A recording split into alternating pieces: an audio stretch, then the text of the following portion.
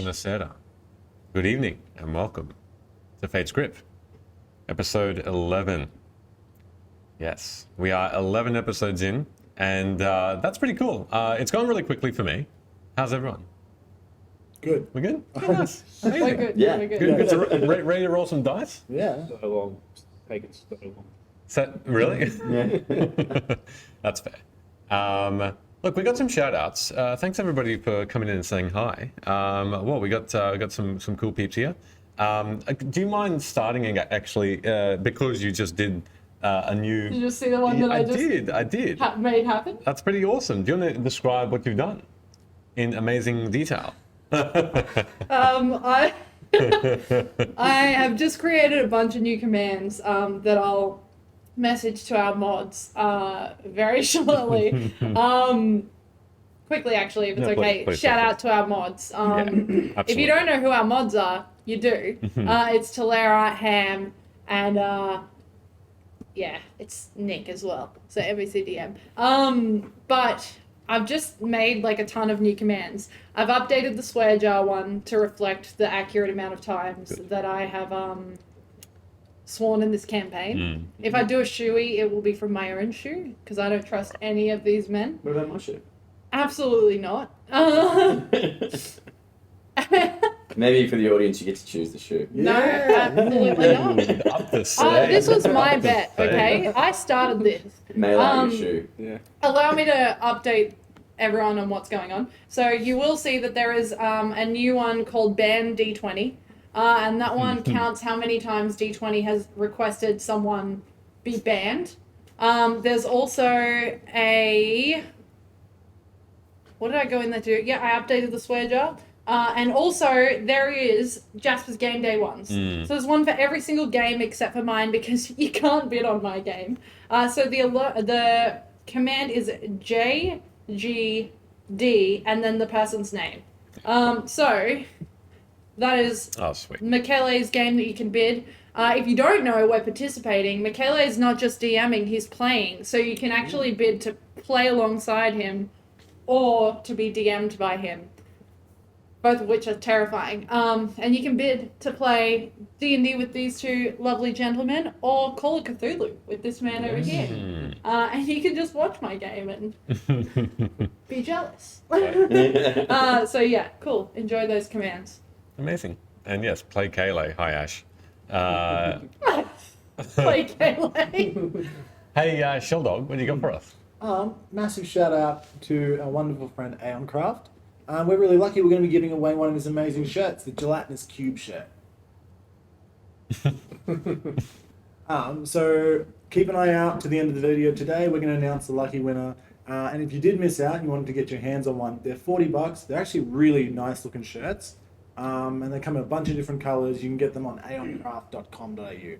Beautiful. Very tempted. Very, very tempted. Lovely. I can see a new Gelatinous Cube shirt. Nice. Yeah. It comes in different colours too. You can pick your colour. Yeah. I like it. A very big shout out to the kind folks at Ardent Roleplay. They've been with us for a while now, and we've loved the conversations we've been able to have with them throughout this course. They've also got some cool stuff as well. Ardent Roleplay cards, which we'll be using today. One is the Memorial. And if you want to get a set of these, you can actually purchase them from Ardent Roleplay or Meeples and Dragons. Nice. So get that free app downloaded as well for anyone who's watching to participate when that time comes. We'll let you know. All right, and last but certainly not least, Meeples and Dragons. We've got this evening in the middle of the stream, at the end of the break, we have a Sorcerer class glass that we're going to give away as well. So 2 giveaways this evening. And that that will be shouted out at the end of the break. Yay! What? That'll be given away at the middle of the break. So please get your you should have gotten your entries in already on our Twitter, and we hope that there'll be more after that as well coming up. So excellent, lovely. I think that's. Anyone else miss anything? Is that good?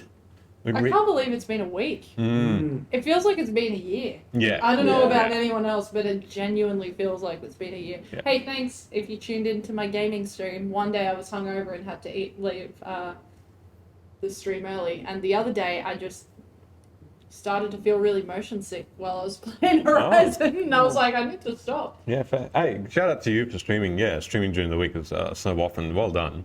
I do it Excellent. every Sunday at 11 a.m. For as long as I can physically handle it. Busyness. If anyone's interested, we also have a Ko-fi that exists. Hi, That's what I'm saying. exclamation mark Kofi if you'd like to, thank you for mentioning, if you'd like to support us, That's with an I. KOFI. So then mate. Leave it to the mods. Stay out of it. Thank you, NBCDL. That's why NBCDM's a mod and you're not. Yeah. Oh, you are I already actually. made Take the privilege away. Take it away. Great. Ban myself. Ban Sheldon. I'll start that hashtag. Do you know what else we should really quickly shout out? Yeah. Is that we got to 100 Yeah. subscribers. And Yeah. we're in amidst of trying to figure out what the coolest thing to do for the musical episode is for everyone. So if there's anything you would actually like to see, we probably won't do it, but no. but I'll do it. but if you Yeah, we'll would, do it together. Talera has requested that we do cosplay. We're from Queensland. It's hot. It's getting colder. It's hard. I'm not buying a wig. But yeah, if you have any ideas, if you want to see Sheldon do a specific genre, Yeah.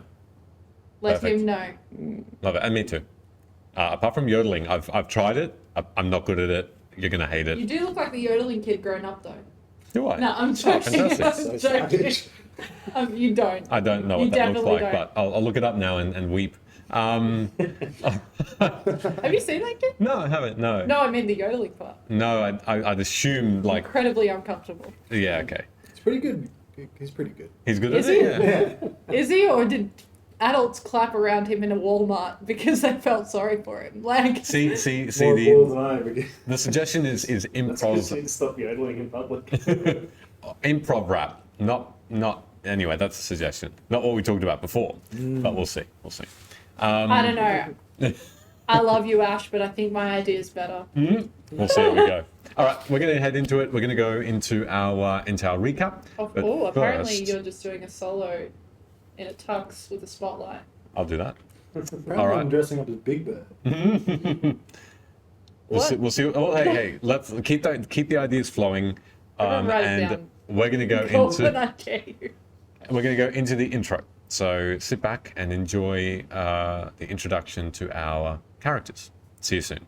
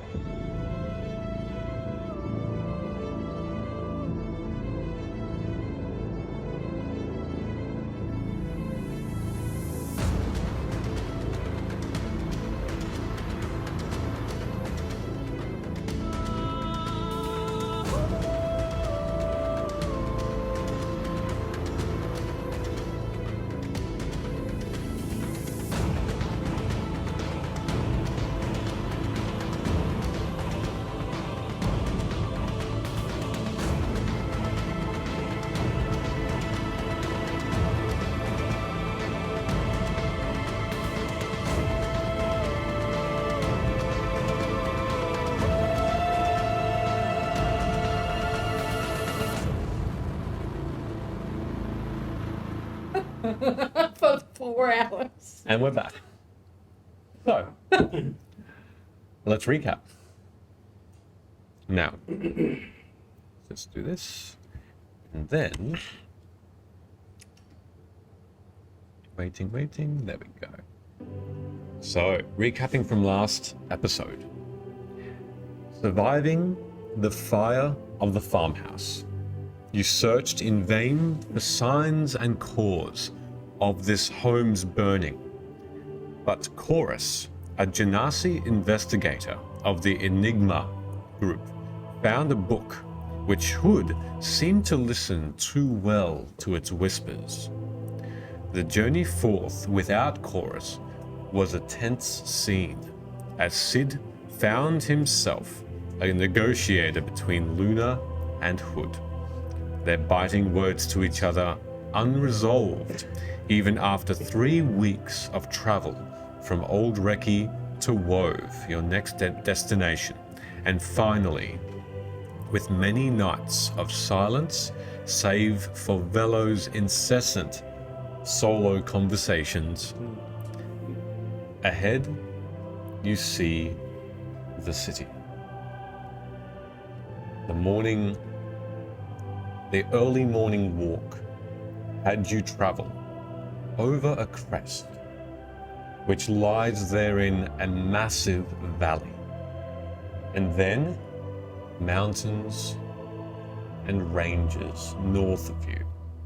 As you look ahead, you feel there's a warmth and also a chill in the air as the wind blows through on this unprotected crest, on this unprotected top of a hill.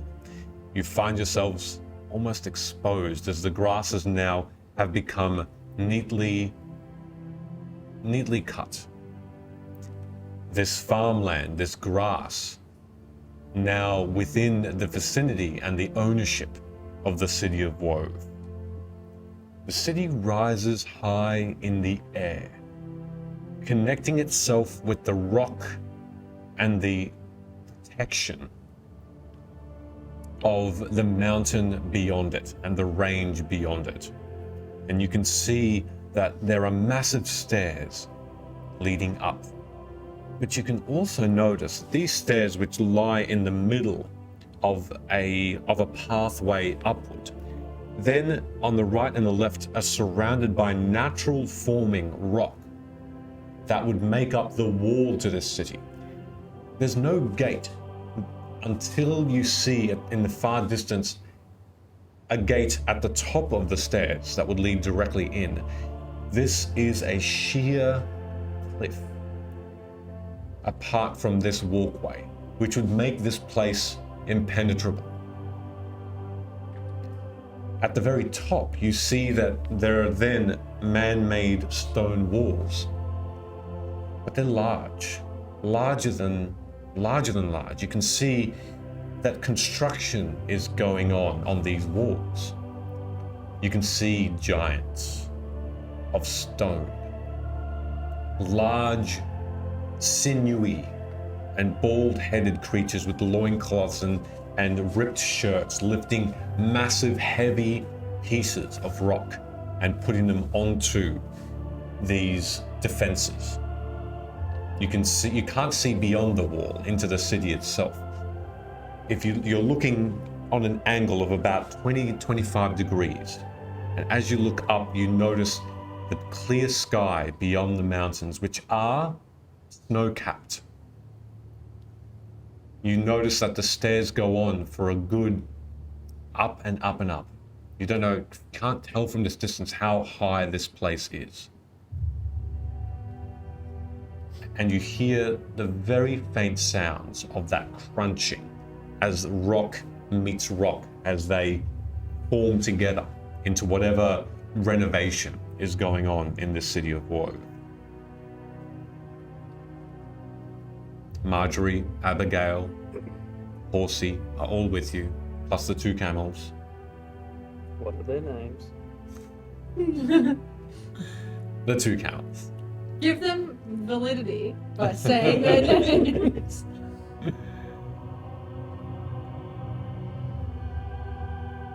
I'll go back to you on that. I have to Cherie and Cheryl. Thank you.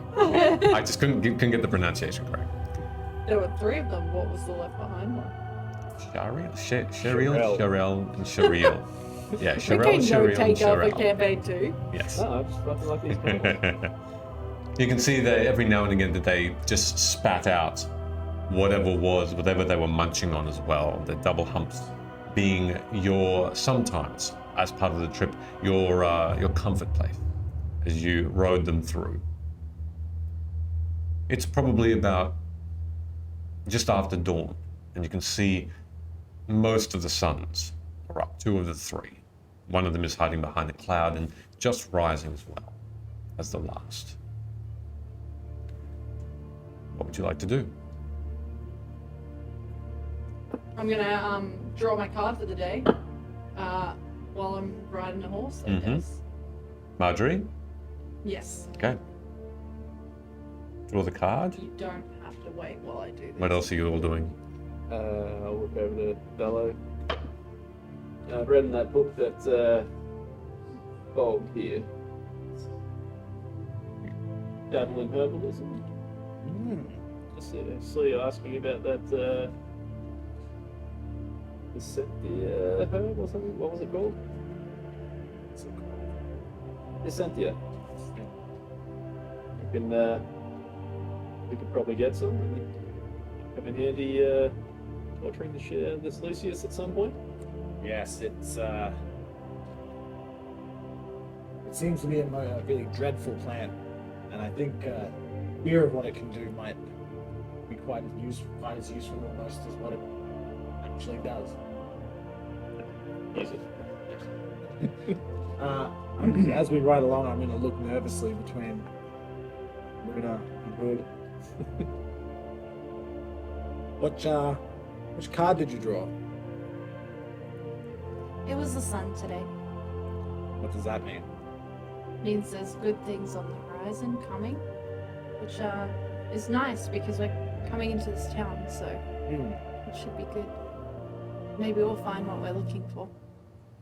Am I right to assume the entire horizon is this ominous city that we're approaching? Like, not ominous, just a massive city we're coming up on? There is a massive city, but there is plains far to the right and far to the left in front of you as well. So you can see that this mountain range is fairly wide, but also does have an endpoint on the right and the left. You can see forests and other plains, and it's a very hilly environment. So you can't see too far ahead without I guess there being land, but it is a fairly wide range, tall, very very tall.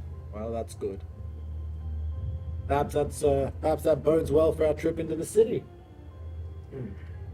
It's been a long trip, so it'll be nice to be somewhere not on the road. Yes, amongst other people, other conversations. You are continuing to walk towards the bottom of these stone stairs that would lead upward. You're probably still you can gauge maybe about 10 minutes away by now as you continue your travel. Is there anything else you want to do before you get to the bottom, where you do see that there are guards, or what look to be protectors of the city, humanoid. They both look human, and looking at them, they're a bit downtrodden, it seems. Their uniform is dirty, a bit ripped. They're wearing this dark purple tunic with chainmail over the top of it. They look like they have as well on their right shoulders this symbol of a like a lightning strike, like a lightning bolt. It's the only insignia that you can tell. They're wearing as well kilts. They look like they're wearing long kilts of purple as well, with the same sort of yellowy gold, making them look quite regal, if not for the fact that they do look like they haven't bathed in days. And there are two of them, and they do sort of wave you down as they as you approach.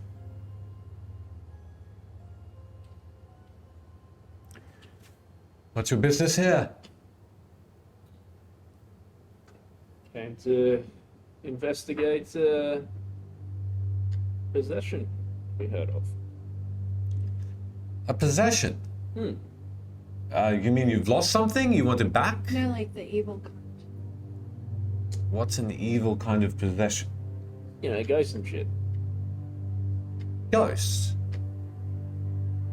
No ghosts here. I think you come to the wrong place. You know, like maybe demons or just bad spirits or entities in general. No, I haven't heard of anything like that. He looks over to the other guard, this older grey beard, very wrinkled, older human male who looks back. No, I don't think. Just because you haven't heard of it doesn't make it false. I'm sure you don't know everything. No, the younger one replies. No, I'm just, I guess, informing. There's not been any trouble in the city. I guess we do patrol the walls, and while the construction's going on, we make sure that the citizens are safe. But just an awareness that there's been no whispers, no rumor of such magical things. That's all. Well, that's good. I guess we can go. I'm here to buy herbs. Ah, well, there is a few herbalists in the city. The stock hasn't been too good lately, though. Just, I guess, coming and going with foodstuffs. We're not starving, obviously, but just with the construction, more farmers have been brought back into the city to help with the construction. So it's a trickle, and you won't find too many places that would sell the good quality stuff at the moment, if that's what you're looking for. Have you been really busy? Oh, with the reconstruction, yes. There was a tremor a little while ago, so we've had to... I don't mean the town, I mean you specifically. I mean, patrolling, yes. I can tell. Needing to go and... How so? Well, you just look tired. Oh, I mean, there has been a couple of late nights, yes. But... When's the last time you had me time? I mean, relaxation... I have breaks. See you in the corner of my eye. I have breaks. I'm allotted breaks by my captain. Have you ever been to a bathhouse? No bathhouses here. Do you have a bath at home? No. We there's a communal one for the guards, for the guardians, that is. But nothing. It does sound like you're quite well to do. It's if you've been to bathhouses or you're looking for good quality herbs. Peasants, but Oh, I just more meant, if you have time for you. can you make me a deception check, please? Can I do it at advantage because I've been on the road for 3 Yep. weeks? Yeah, you can actually. Yes. Because you also haven't bathed, so you're also looking like you're a little bit, dirty and smelly. Ooh. Okay. Deception. 16. 16. All right. Yes, but under those clothes, under that dirt and Why are you looking travel. under my clothes? Not under, you know what I mean. It's you are dressed well. You are dressed well. That's why I just assumed you were well-to-do. But The last place we went to, we had a dinner with each other, but I mean, must that be was nice. like 3 or 4 weeks ago. Anyway, Cook you a good We've goat soup if you want. been surviving off berries and twigs. and goat soup apparently. Lap of luxury, isn't it? Well, look. If you must stay, please do. Yeah. But I just don't think you'll find what you're looking for here. Thank you. Oh, sorry. No, it's okay. I did hear you talking about that this was a furbolg. I don't think these ones are, but No, but this is a place for furbolg. I read in the book that there are furbolg herbalists in the region.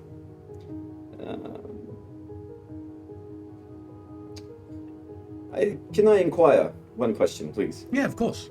Do you have a cultural area in Wove where the furbolg congregate? Just one big, to use your word, soup. It's a mixture. There's no districts like Old Reggie. There's no the different parts will sort of just live side by side at the moment. Especially again while this disaster happened, a bit of a break in the earth, and we're just sort of out there to help each other at the moment, trying to rebuild. I have a friend that came this way some time ago. Oh, I wish to check in with him. He's quite unique looking. Albino furbolg. Do you know of this person? Albino. Not that I'm aware of. I'm sorry. No. What's his name? Hakon. Hakon. Correct. I haven't heard of a name, Harkon, I'm sorry. He may have come and gone, potentially. I'm sorry, no. But no, look, if you are looking for them, perhaps up in the city proper, you may find them. But I probably wouldn't disturb them too much. What does he do? Sorry. He's a traveler, trades, much of everything, miscellaneous. We do get traveling merchants. Perhaps he moved on and traveled elsewhere. Again, the trade right now isn't the best. We're just trying to, I guess, come together as a city, as a people, and rebuild. What caused the tremor? The mountains, I'm assuming. Thankfully, we are at peace with these giants, our allies who live in their own sort of village, if you will, under the mountain. But they've come up to aid us because their own home was damaged, and so they've come to give us some help, as you know, with repairing and moving the heavy objects around. It makes our lives much easier. They are a blessing. I heard they were a bit reclusive lately. Seem to be out and about here. They are. I think it's more about an act of necessity rather than an optional thing. We hadn't really heard from them in years and years, as far as I'm aware. But now they've come up to lend us a hand. They suffered, and some of their kin did perish, and some of ours did of Wove as well. And you'll see the damage up there when you go. Just be cautious of that split in the very center of the city. We've built some haphazard bridges over for now, planks and whatnot, but since then we've still had people fall through. Hasn't been pretty.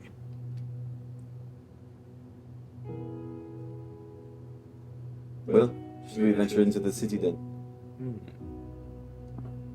Thank you. You've been most helpful. Oh, look, whatever I can. Don't tarry too long in the city unless you are wanting to help. We've had people get in the way, and again, it's just more for your own safety than anything else. And as he says that, you notice that there has been a figure that's been slowly walking down the stairs. A huge giant, but not one that's grey of skin. It's a pale skin. And the hair is a short, curly blonde. As she wears this toga of green, this light and dark green silken toga that just is flowing back and on the stairs as well. And she comes down another type of giant. If you'd like, you can make yourself a history check to find out if you know what kind of giant, if you want to. But she has these piercing green eyes to match her toga. These large, long arms. But casually, she seems to be staring at you all as she walks, towering over you. I'd just be patting Marjorie, probably not paying too much attention. Make me an animal handling check. These horses, in particular, seem to be getting nervous. And you notice that too, Sid, as they just start to rise up a little bit. You can see that their eyes are open and aware. I'll be focusing on that, so I won't be doing the history check. And my animal handling was a 20. A 20? Yeah, wow. You calm Marjorie down very quickly. And you sort of put your hands over her eyes, and so she sort of for a moment loses focus on what's in front of her, what that massive figure is. I rolled a history check, so I guess I wouldn't have bothered with the horses. Yep. 11. 11, sure. There are different types of giants that are in books, having been seen in Vimm, although giants again are known to be very reclusive, and for the most part. Your best guess is cloud giant would fit the description of this being the best. Her skin is soft and without blemish, but powerful as she steps down with sandals, these massive leather shoes, and as she moves down, she then sits, and her feet are sort of at your level, and she looks down upon you, and she sort of just puts her hands in fists, but just underneath her chin, and she rests them on her legs. Hey, how's the weather up there? Yeah, you can get it because you're a cloud giant.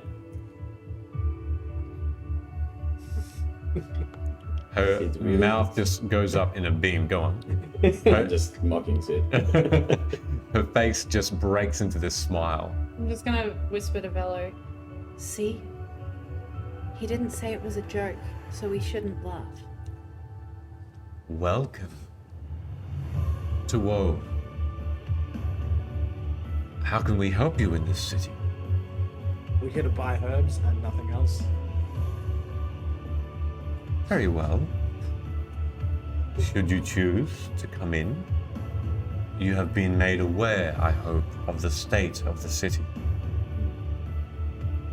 The tremor. Big old split down the middle. And you accept this risk. Yeah. Very well. She glances down at the guards briefly before looking back at you. Please then, follow me, and I will lead you to an inn that you can stay. There is accommodation for your kind here. I would be aware of those around you and ignore the construction. Do not attempt to help, and you will be instructed further when you come in. Do you accept these terms?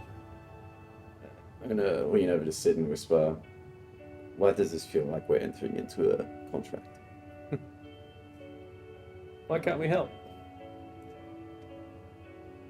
Not to be rude, but the state of the construction now relies on heavier, stronger hands. I'm pretty useless at everything I do, so it's good that I stay out of it. Humility aside, please simply avoid the dangers. There is someone who will be interested to speak to you as well. To all of us, or just me?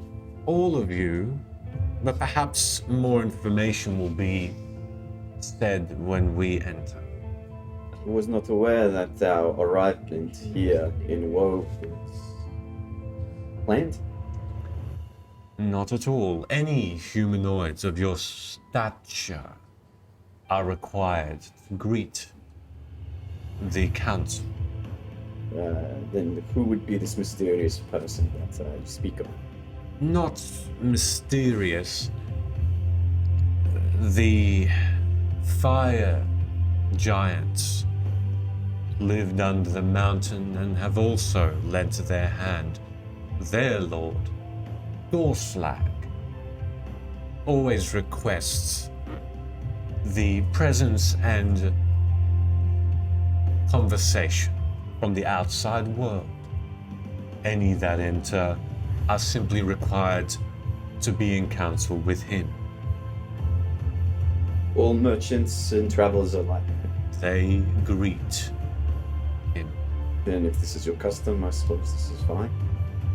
A new custom, one that will vet people who are coming in to take advantage of the broken city and loot and loiter and steal. Gross. Though we do not think that you are these people, we must question anyone who enters that is not of giant kind and lending their hand. We hope you accept this request. If you're up here helping, how fares the city below? This is it. Ah, you mean the giant city? Altoth is caved in.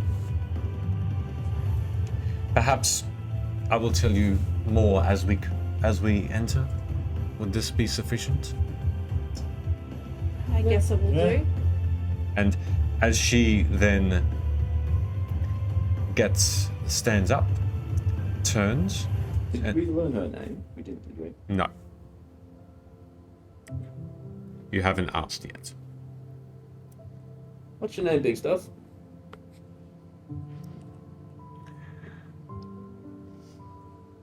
Why isn't it here? That's interesting. Sorry, bear with me. Where'd it go? You okay? Am I okay? No, I asked Jordan. Oh, right, okay, fair. I don't care about you. I'm gonna. That's fair. How within earshot of this?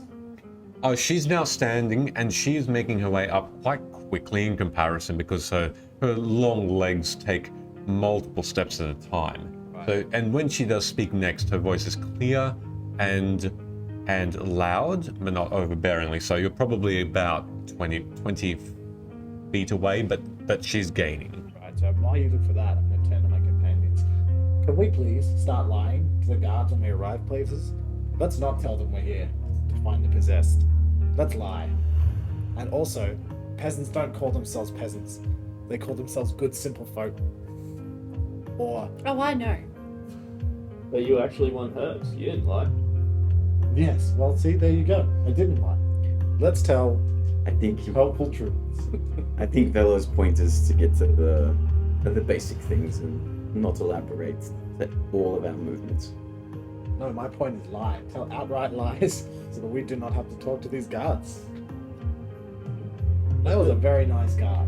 Yeah, they could be good people. It could be. They could have given us information about the possession. It could have. But I think we should lie. I'll take that to heart. As you do ask her name, I did find it. She says, Medea Air Searcher. Yeah. Medea Air Searcher. I am the last of my kind. Or so I have found.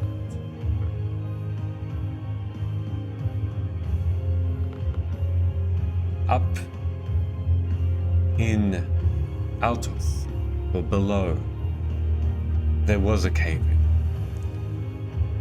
And it did strike many of our kin.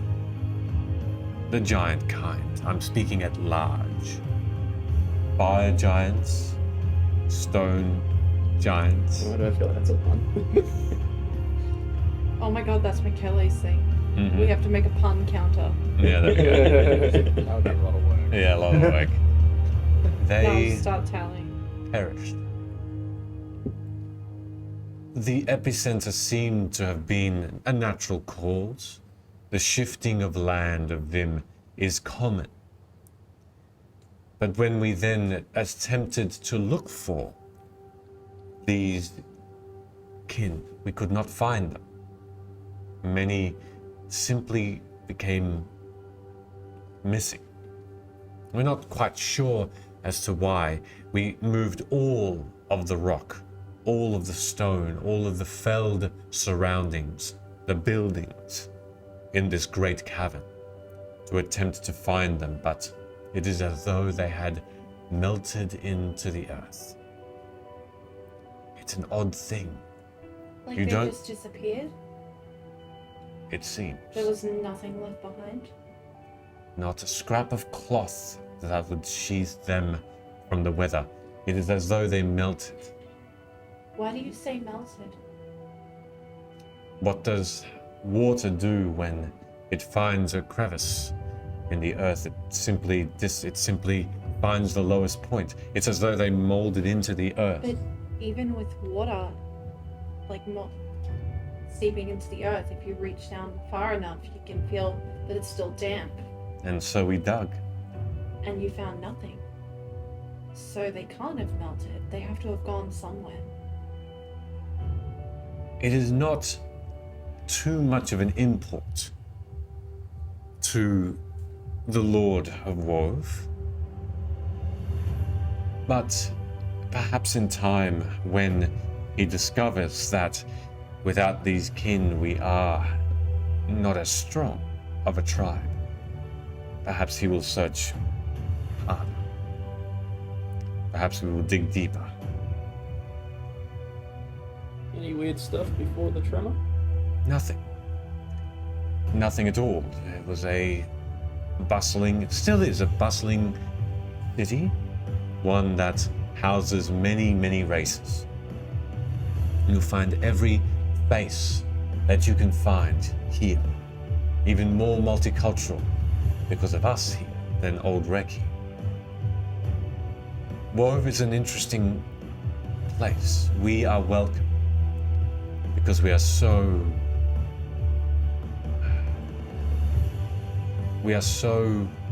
close of a people. There was already an alliance of sorts, and we are the only city to have any contact with the humanoids like yourselves. We find ourselves fortunate that we can stand side by side with you and repair. We may one day go back into our home and shut ourselves out again, but it has been a fruitful experience. And by that stage, you've traveled about 10 minutes up these stairs. I'm gonna continue the conversation just very quickly if I can and say, I know that the earth opened up and that's probably why you looked down. These giants. But did you look up or anywhere else? Or did you just keep digging? It could have been a diversion. We are still looking everywhere. We searched every part of our city. There was no place that was left. What about outside of the city? There was a contingency that on massive mounts did look around Wove among the mountains which still stood. Nothing. Believe me, we have spent days. It's not that I don't believe you, it's just we've been traveling for a little bit of time together now, and I know that it's really stupid to say that maybe there's like other planes of existence that are still out there. But what if they went somewhere else? If the stories have been true and more portals are still opening, which we have not seen since the beginning, where even we made our way here, then there could be a possibility. But we even searched the magics. I have some skill, and I was able to reach out to see if there is anything residual left. If there was, it hides itself better than the magic of the giants. And that is saying something. It must be Fey magic. And we are not overly keen on the Fey. Neither are we. Well, then we are in alignment. Care to elaborate why? We have tried to reason with them. We have attempted to have them understand our place here. We need more space. But they hold dominion over every plant. That last word she says with particular voice, a bit scathing.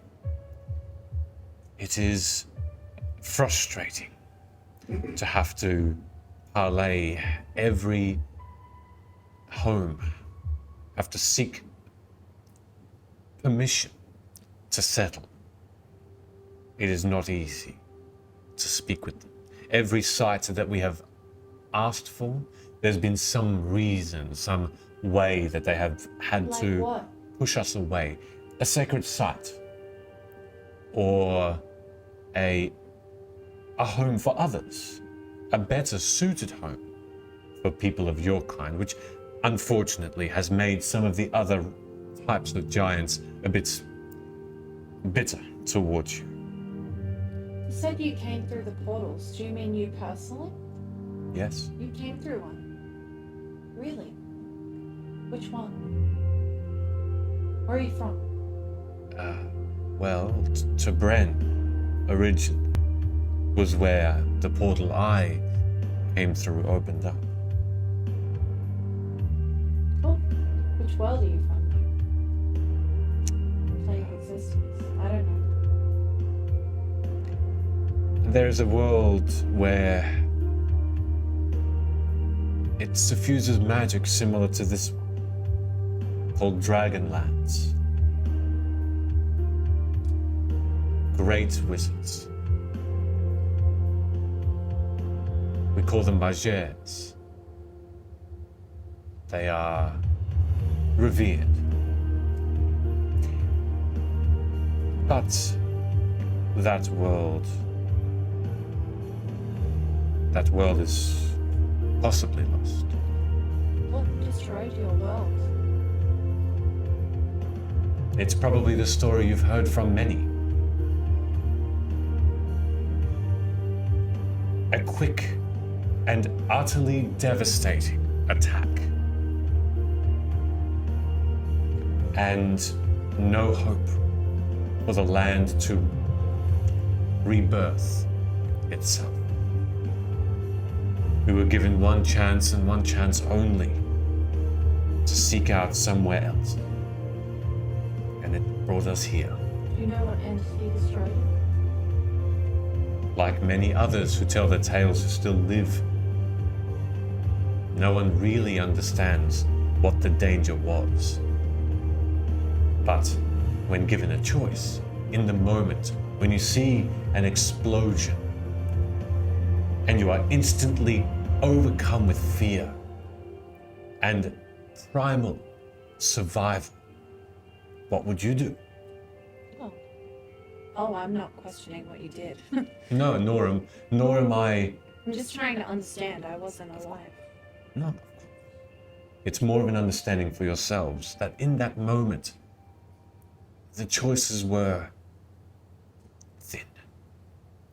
It is sad, very sad to leave that world. We can only assume that no one survived whatever calamitous effect.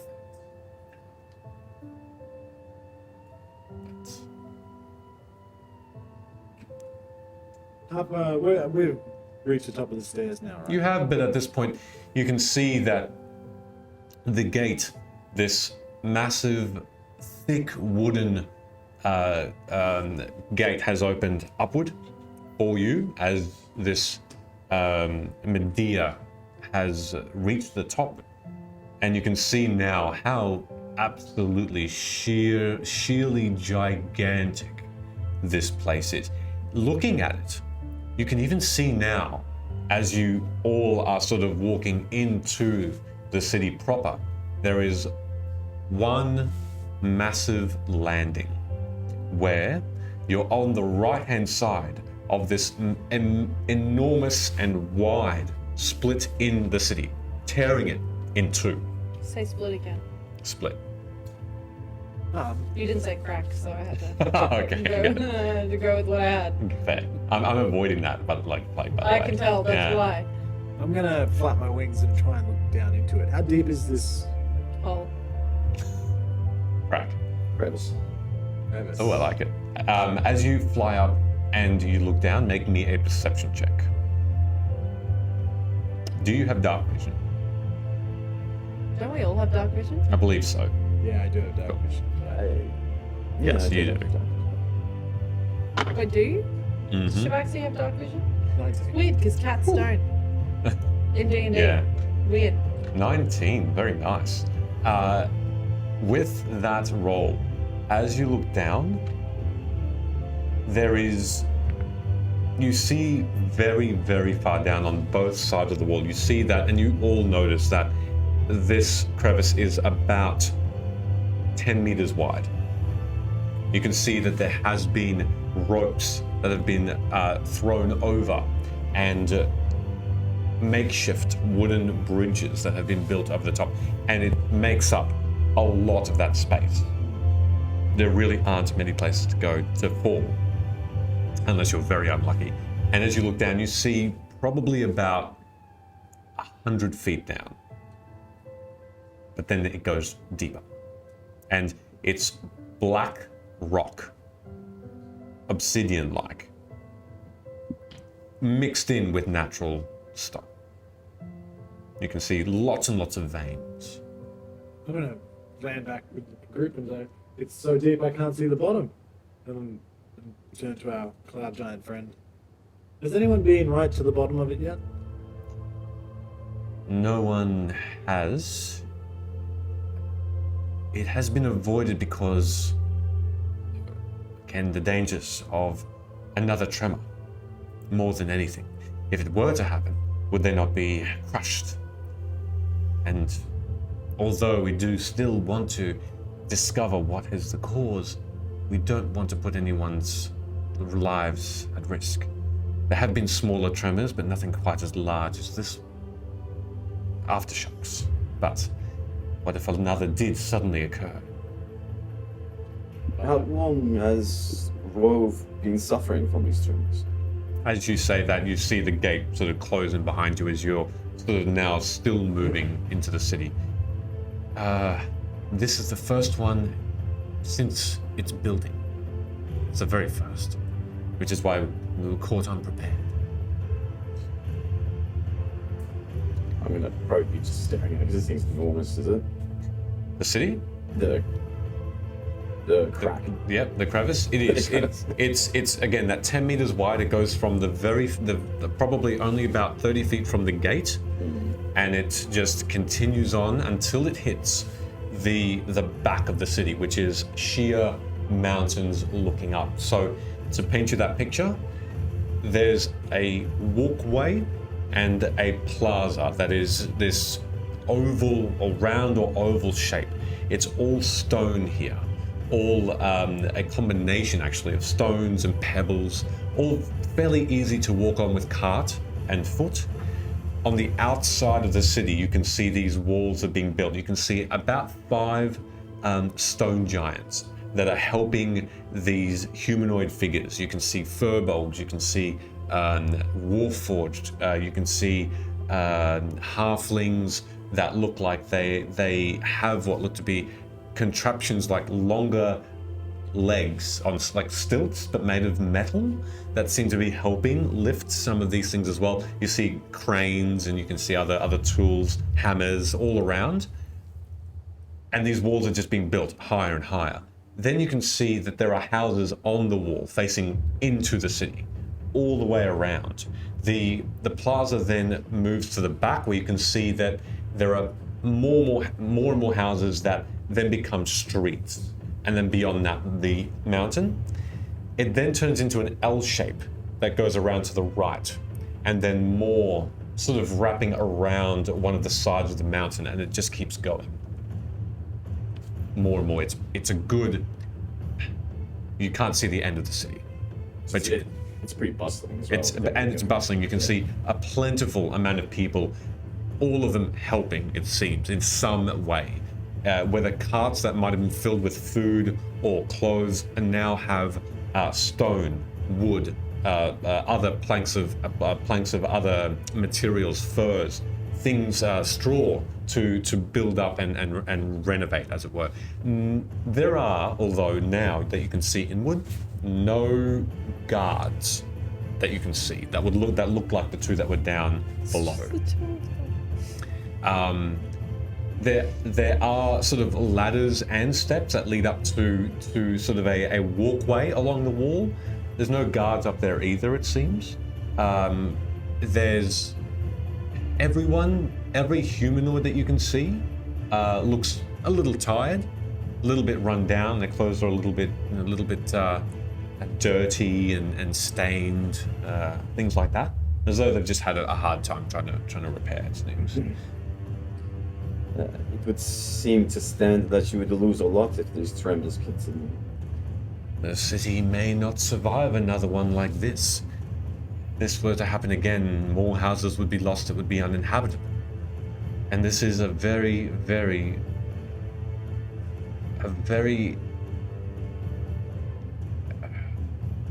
lucrative city. You will find here that jewels, gems are mined by the dwarves here and humans. Things are moved around, traded fairly. People feel safe here. And if that was taken away from them, then they might find the wilds a little bit harder to live. The cloud giant, she continues to walk much more slowly now that she's in the city, as though to avoid people underfoot. And she's always sort of looking behind to make sure you're there. And how many people did you lose? Of the giant kind, Of all kinds. there are probably about over 200 lost in your kinds. Tabaxis, drow, elves, dwarves, and then giants, like I said, over 200. Seems a bit unfair that the Fae won't come to the table if you're in They chance of losing the city. have. I did not mention that they did close the crevice a little. It seemed like they could not do so anymore.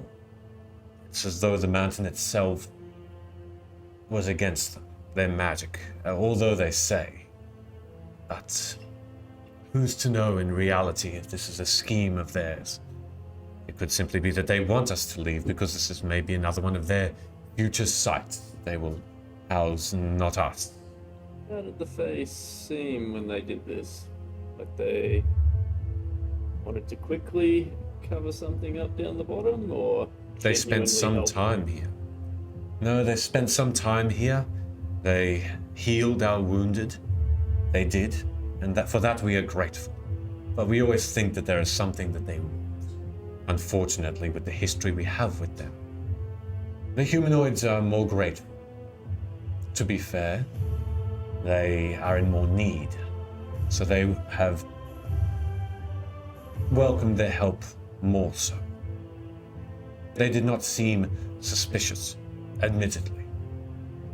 To us, anyway. Do you normally spend your time at Eltoth? I spend my time between the Lord Gorslag and here, advising. Think of me as the voice between the giants and the humanoids. I deliver requests of them and give them information in some sort of fashion.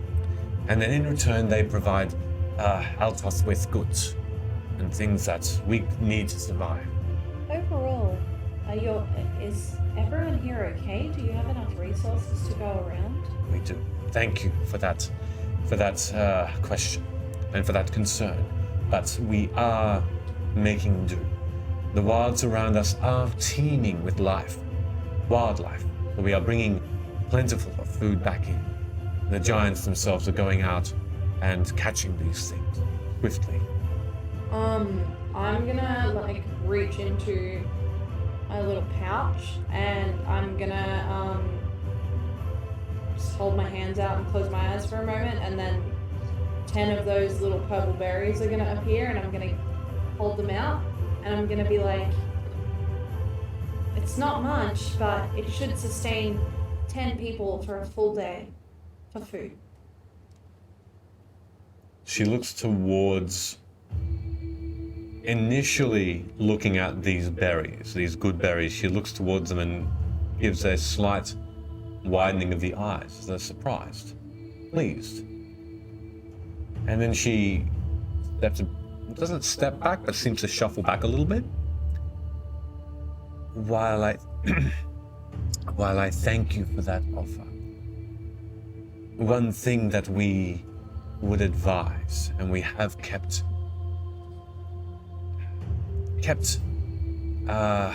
under law here until things are back to normal, is that magic is kept at a minimum.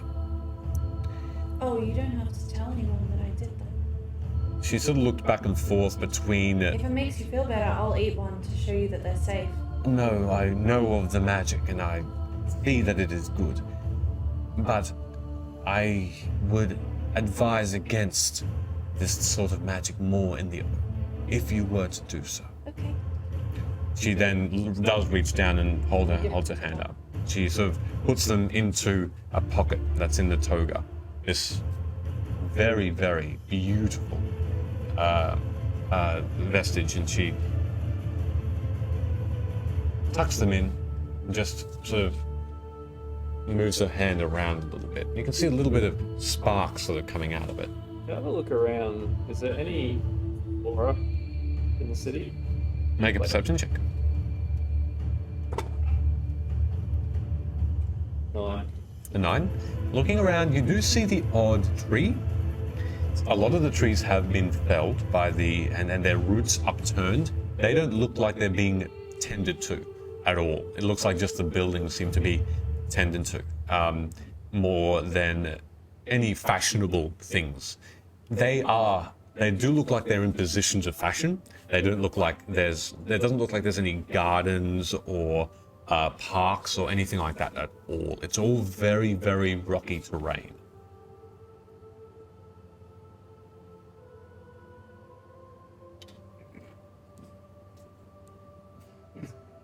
Why do you hate plants? It turns in, and you're still, again, traveling slowly, assumingly towards this inn that she mentioned. And she turns and gives you a confused look.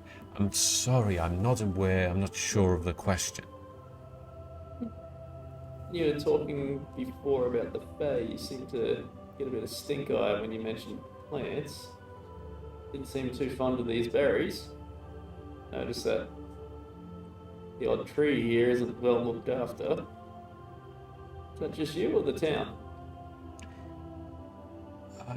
Well, it is a good observation. Or coincidence. Well, yes, in a sense. I mean, it was teeming with life here. Fountains, grass, simply all died because they cannot take root at the moment. Yeah.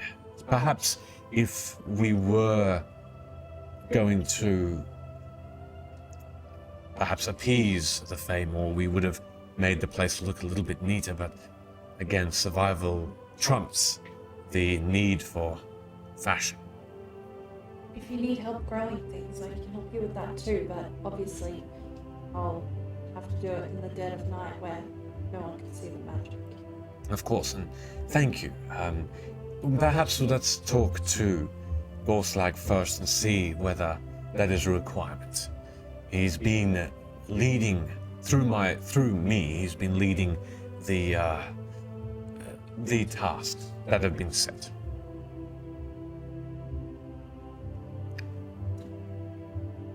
The people here seem pretty free to do what they wish here, prior to the tremors. That's correct. Are they allowed to pray to their own gods here? So it gives you a bit of a confused look. I have heard, and forgive me, but I wouldn't suggest speaking of anything of that sort. It is... the Fae can be quite fickly with that sort of speech, I've heard. There are no temples, there are no places of worship here. Now, her voice is now getting quite low and whispering, although you can still hear her. I would avoid such conversations. And then I'll take that on board.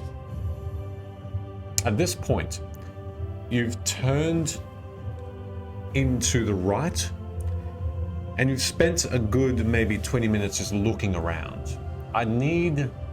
I'd like for you to make another perception check after that 10 minutes. Make me another one, everybody, if that's okay.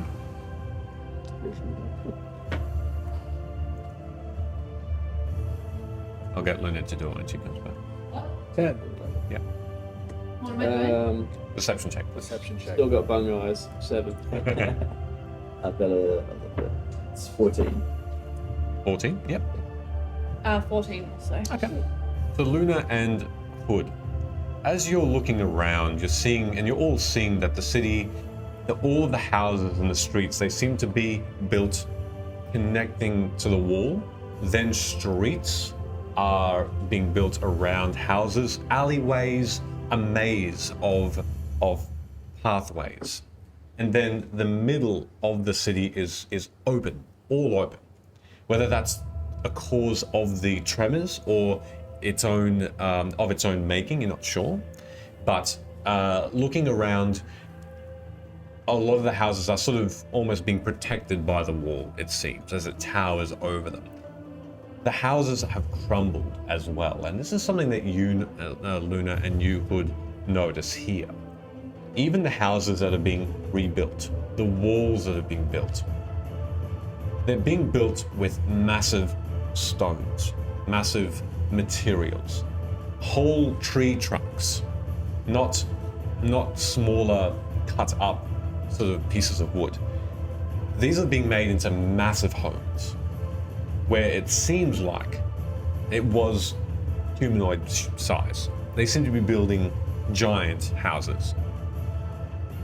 And you can see that the wall has been built on top of another wall. You can notice that it's just different material completely. The bottom of it seemed to be about maybe 40 to 50 feet in height in some places. Now it's 100 feet high, more so. And it's thicker as well. As, again, the stone giants and the humanoids seem to be working in tandem and together. That's something just as an observation. They're just building just massive versions, or just rebuilding massive versions of what they had. Assuming that they're giants. Look, they would house this cloud giant here. Absolutely. Yeah. And as you head towards the right-hand side, you do find yourselves here, in front of what looks to be the start or the beginnings of another maze of homes. Massive, and a massive inn. Just enormous. This tavern going from I guess just in front of you, there's this door that would easily have a giant able to walk in without a problem. There is a smaller door just for humanoids as well, just to the side of it. And you find yourselves looking in some massive windows, great big windows, into what looks to be these very, very tall tables and a very large rectangular room inside that in the middle is a great fire pit surrounded by stones, and this flame is rising about 5 times your height. It is a huge fire, and around it, tables, chairs, some for giants, some for you, and then at the very end, a bar. Again, 2 levels, giant seats and smaller seats. Whoa. So if you take a smaller seat, how much higher are the giants? How does that work? You're like, They'd look down on you. there. They'd look down on you. no, don't be done with that. I'm gonna flap my wings up to eye height Mm-hmm. and get some attention. Yeah, I'm a bit confused at the size difference. Like, how tall is a giant? A giant is probably about 15 feet high, or it can be up to 20 feet high. I was picturing like having to misty step to get on the giant bar stool. No, sure. No, you can still climb on it. You can still climb on it. Yeah. I'll attempt to sit on a giant bar stool. All right. So you're all going to go into the inn. Yes, I'll Yep. walk through the giant door. The inn is called the Ogre Pot Tabernacle. What? Say it in your accent. Which accent? No, his. Ah. That was my brain. The Ogre Pot Tabernacle. As you enter in, You see that. Madeira. Madeira. Medea. Madeira. What's a tabernacle? My dear. Like a Whatchamacallit? Thing they have at the. They don't really have those here. They don't really have them here in this realm. There's no altars in this realm, so. But normally you would. It's like a thing that you put something important in an important place. Like a small chest in the center of a town hall. That would be like a tabernacle. What, like a communal chest? Yeah. Yes. Must be an age thing. Yes. It is also called a place of dwelling, the cloud giant replies. Oh. It can be known as a place of dwelling, so it is suited to be here. And as you walk in, just this laughter and punch-ups are happening. Giants are in here. There's probably about 25 of them. It seems like they're all stone giants. A couple of other weird-looking, fleshy-looking giants here as well, a bit shorter, but the majority stone giants. As you can see, that the tables are filled, and there's only one table that you can try and go up onto, Sid, that has giant seats. It's sort of halfway between the entrance and the bar. You can see the bar is just this bench that seems to have, again, the high and the low chairs.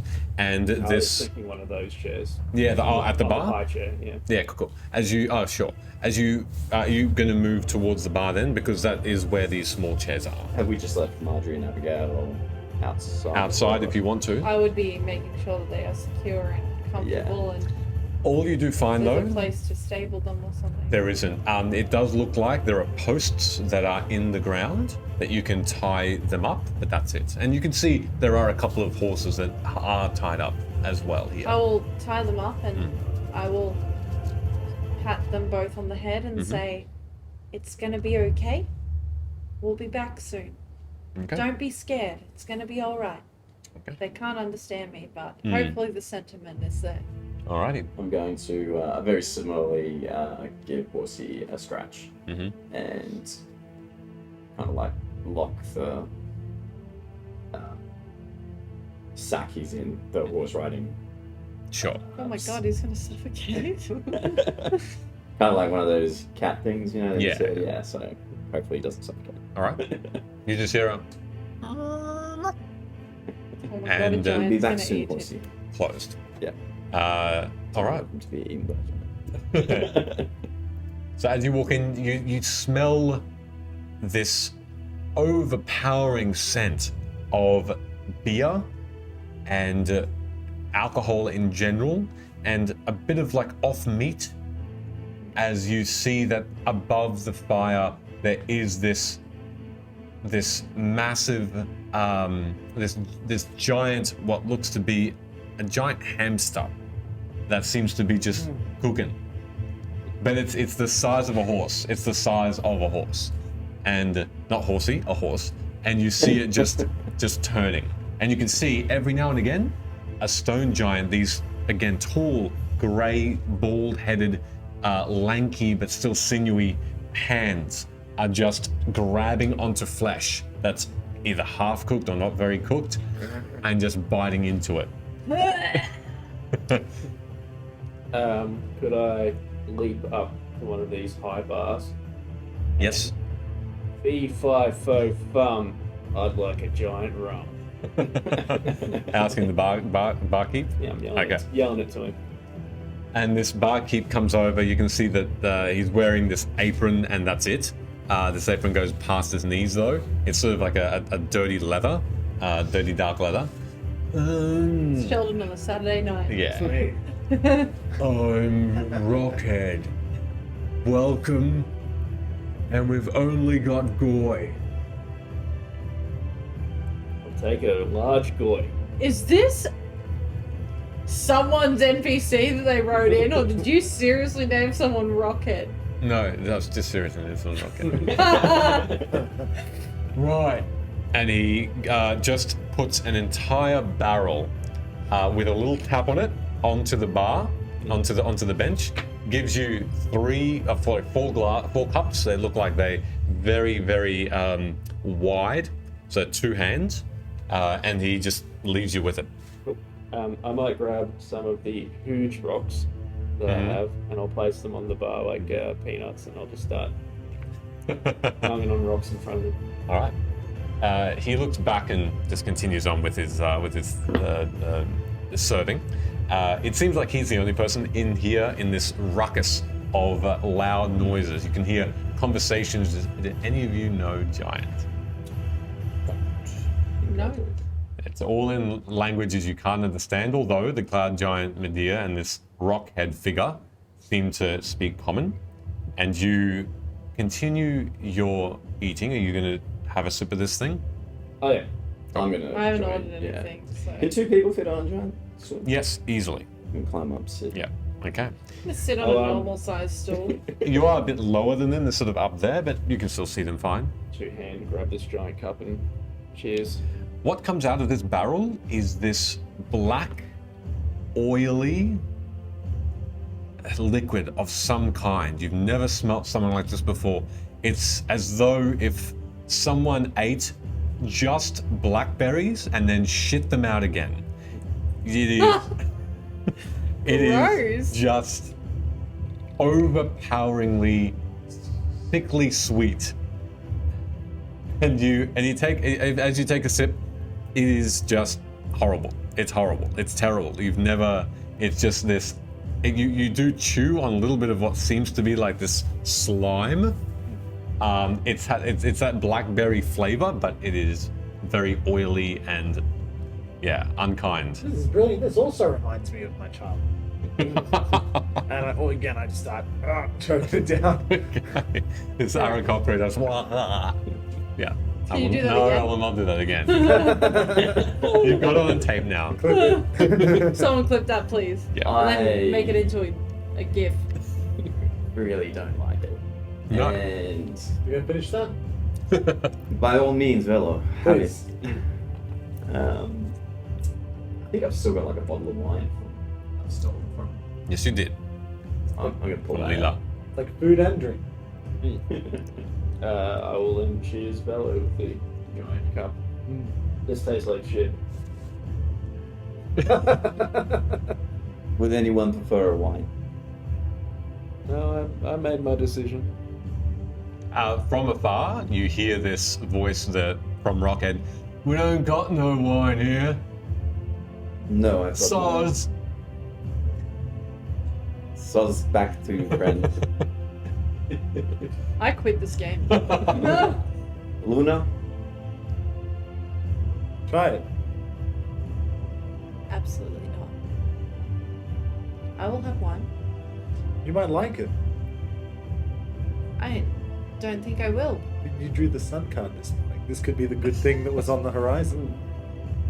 You will not manipulate my cards to make me drink something thick. It is thick.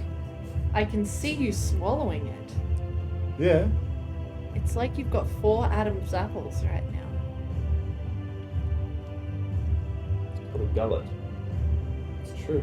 So that's how I do this, and I like just extend my neck a little bit, It's quite frightening. as birds do. I think she's horny. Wow. Maybe this is your time, Sid. Shut.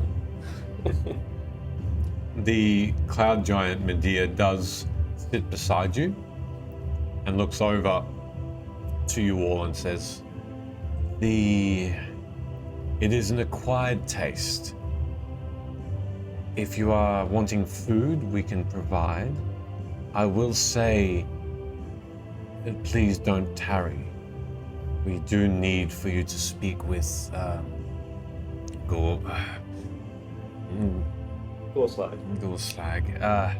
I'm sorry, his name is ugly on the tongue. If you would. So, Someone clipped it. good. Right. Thanks, Sticks and Stones. Thank you, Sticks and Stones, sorry. So, is there anything, of course, that you would need or want to know before we proceed? Yes. How do we avoid putting our foot in our mouth around this fellow? You can do that? Yeah. Show me. You can fit the whole thing. Anyway, Why have you tried that? big old big. Wouldn't you like to know? He speaks your tongue. I would start by not putting your foot literally in your mouth. No, No, but I'm interested now. but metaphorically. Well, there is nothing really to say. He's not royalty of. He's simply has assumed leadership in the sense of this reconstruction. Is he nice? That was way too long of a pause. He's absolutely not nice. It depends. Yes, to giant kidney, but he is not familiar enough with the humanoids yet, to humankind, to understand them. Perhaps, and that is why he wants to meet more of them, to come to an understanding. He does try, but I am trying to keep the peace between him and others of his kind, the fire giants, and you. Is there any fire giants in this tavern? And I haven't seen any either throughout my good walk. No. Yeah. No, none were apparent. Just stone giants, a couple of hill giants in this inn. Do the fire giants, do they reside in the city as well? Not in the city. They have not had cause to come up. They like under the earth, under the mountain where it's warm. They stay there. They will rebuild there, while the stone giants come up and they help here. Do they share their abode with any of the other races? They seem to be a little bit more aloof. They have their own near the magma pools. Liquid hot magma. Why did you express that? So, You like that word? it is Say it again. liquid hot magma. So, I think if it's the alcohol. please finish, would you like any food? I'm fine actually. Yeah, go on. What is that thing? Point up at the giant hamster roasting. It's called an Isa. The Isa is one of Vimm's natural herbivores. It is hunted and eaten.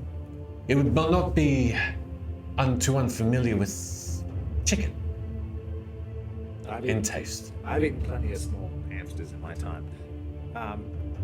Would you please get me some of the most cooked part of that? It still probably has some hours to go before it is fully cooked. Never mind. But we do not get ill from this sort of thing if it's hard. Could you not just roast it over the fire much closer? No, you gotta slow cook it. No, you gotta cook it slow, low and slow. 5 hours minimum. Okay. We'll get a bit of paprika. I remember I gave you some rations. I looked down at my dry, sad rations. And I'm just like, yes, you did, thank you. I eat a little bit biscuit or something like There's that. biscuit, there's a couple of these red berries dried. It's not hearty, but it's filled. Birdseed. Sustenance. Does the barkeep sell meals? Or is it only that? It seems like it's only this particular feast in the middle of the room. The walls are unfurnished. It looks like the place has been put up recently over the top of this smell. You do have a sense that it's all wooden. And you do have a sense that these are all very, very newly cut down trees, it seems. Even though, and it's very, again, haphazardly put in, even some branches with leaves are still sticking out from these not completely cut trunks. Can Can we meet your friend? Bought slag? Yeah. Are you all done? I'll try to finish off the rest of this giant. Okay. I need you to roll me a Constitution saving throw, as the alcohol content in the amount that you poured is no. You are going it down a bit. Yeah, do yours as well, please. 13. You're fine. Oh. It was gonna get freaky. On the On the reg. reg. That's your song. Freaky on the reg. That's what we'll title it. What'd you get for your roll? Con save 9. A 9. Okay. You all watch as you, Velo, you are just Fly straight into the fire and become a roaster. sculling down this drink, and it does remind you of childhood, so much so that You drunken child. your mind goes back to it, and you all watch as Velo just puts the massive mug down slowly and just starts to stagger very slowly from side to side back towards the entrance of the Ogre Pot Tabernacle. And you can see that Velo just, and you don't notice this, one moment you're drinking, the next you're at the front door. In the middle of that journey, you watch as Velo bumps into several knees and sides of stone giants, and like a beautiful ping pong game or a pinball game, they push her and pull her away from the fire pit, and just have this whole in almost game as Velo is just very. It's not overly rough, but they are just guiding her and then pulling her back and then pushing her again. Do we see this? Yeah, you see this happening. I'll go get her. Almost like a song, they are sort of swaying side to side in her motion, and they're singing Arakokro, Arakokro, push and pull and move and sway. Hello. What? And at the front door she is. You alright? Yes. You feel woozy and so dizzy right now. How's Not just from the arthritis? alcohol. Ow. Ow. I'm gonna lean slightly to my left, and every time I go to overbalance a little bit, one of my wings is just gonna push off the ground and push me back the other way. That's a constant, that's a consistent act from here until later. Oh man. Did you hear those berries? I'm inside. Oh, do you have any of those berries? Perhaps Velo should be on the horse. I guess I've survived that. Probably have a little bit of a buzz, but fine. So You feel good, you feel elated. I'll be happy and bounce off the stool and go, cheers, Stoneface, and start following Bello out. You hear behind you, it takes about 10 seconds, and then you hear a distant, hey, but then that's it. You don't have to pay for the drinks.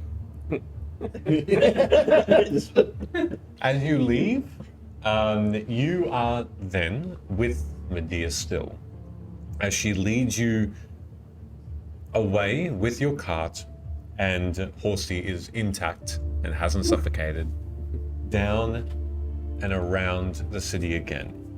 You can see that there are a couple of more inns, again freshly built, large, some other gigantic homes, double-story, triple-story, towering above you, being built. There are some homes that are just rubble, that are not going to be rebuilt, but their materials are being moved and shifted to other areas so that they can be used again. You're taken to this, Electric Avenue. no, you're taken to a, almost like a carved hole in the wall of this part of the mountain. Here, you actually do see that the entranceway is hand chiseled out to be these double doors which open into this spiral staircase that seems to lead down. Outside of it, you can see there's this fashionable trees, plants, and this entranceway is beautiful in comparison to the rest of the city. Flowers, little garden beds all around this area, and on sort of levels, tall levels, but levels nonetheless, that just rise up in almost like a pyramid and cut off at about 60 to 70 foot high. And you walk in and you find yourselves in a very dark, open space that is only lit by torches. As you make your way down the stairs, the horses and the camels have a little bit of trouble, but the cart moves still a little bit slower. Without any more speech, the cloud giant leads you down. And as you walk down, you hear this echo, almost like a cheer, as there is a warmth now that's starting to emerge, rather than a bit of a windiness that was still outside. And there's no wind in here whatsoever.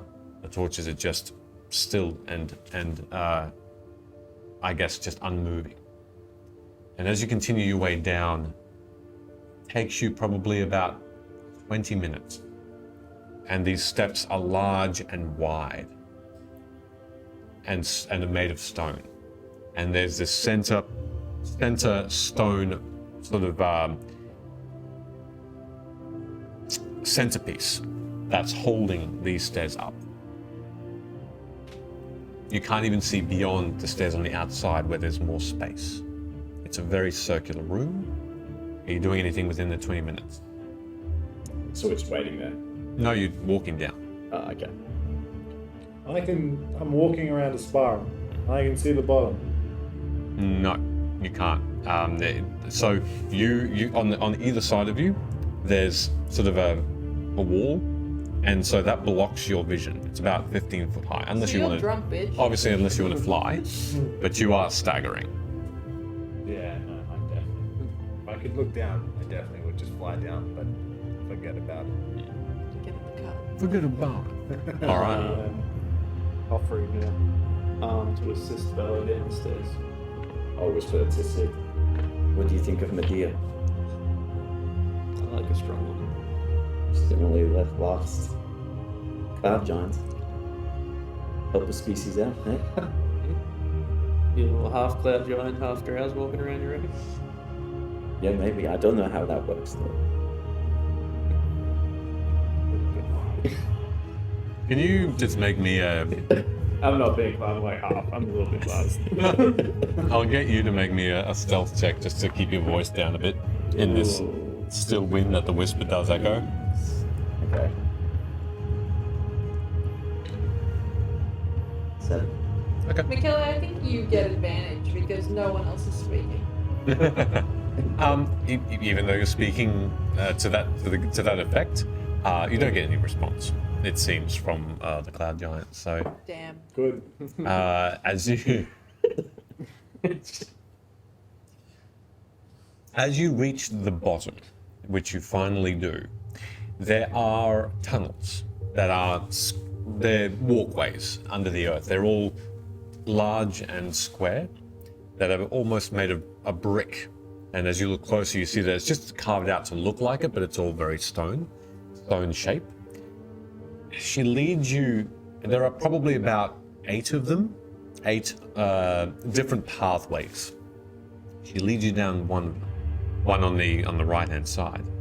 And as you move down, the sounds of cheering become more prevalent. This low, earthy sort of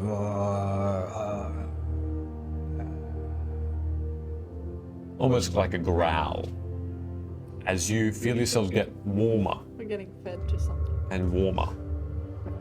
What's all that ruckus going on down there, Medea? She doesn't respond. She looks back and says, actually she does say, there's currently games that are on. It is amusement for those here, just to entertain us while on our breaks, and as an uplifting exercise in these trying What times. kind of games? Yeah, they're not like squash the humanoids or anything, are they? Not to that effect. What do you mean effect? As she, as she continues on, she continues to stay silent after that, and the low rumble becomes more and more and louder, and I'll just comfort the horses as we walk through, just in case things get scary. she takes you down a second path. There's a path that leads sort of a T-junction, a path that leads left, and a path that leads right. She takes you around to the right. These are where we part ways. You're not coming with us? I do have business again up in Wove proper.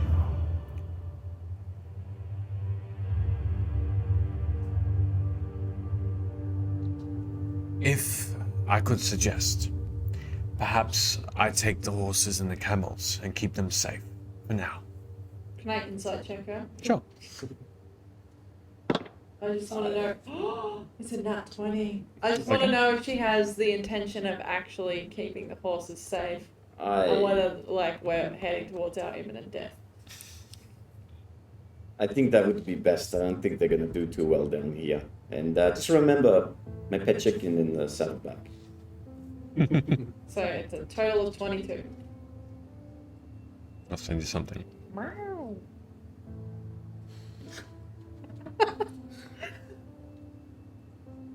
Giant cat comes out and eats you. Yeah. Oh no. There you go. How does he? Yeah. Drop the soap. I'm gonna look at her and say, well, this is Marjorie and Abigail, and then you have Sid's camels and the chicken And Cheryl. Real and Cheryl. Original. and the chicken. Whoever named them must have been quite drunk like this one. Huh? She's like that all the time. I think they're under duress. Please take care of them. We will take care of them. They're like family. We will stable them until you return from the meeting. And where would we find you in our equipment? I'm not hard to find. Okay, but imagine one of us is super wasted. Hypothetically. I will be at the same inn. I'm gonna look up at her and say, hey, I'm really sorry for your loss, all of the giants. Thank you. And I'm sorry. The path will lead directly into... Why are you sorry? Please Because just of the meet... ominous silent walk. Yeah, please just have your meeting with Borslag and then return. That's all I ask. Okay. And she takes the mounts and Horsey and then goes back the way she came, leaving you with this path that leads into around the corner. Has anyone got a bad feeling about this? Yes, why is she sorry? Oh. I think she's just really tired.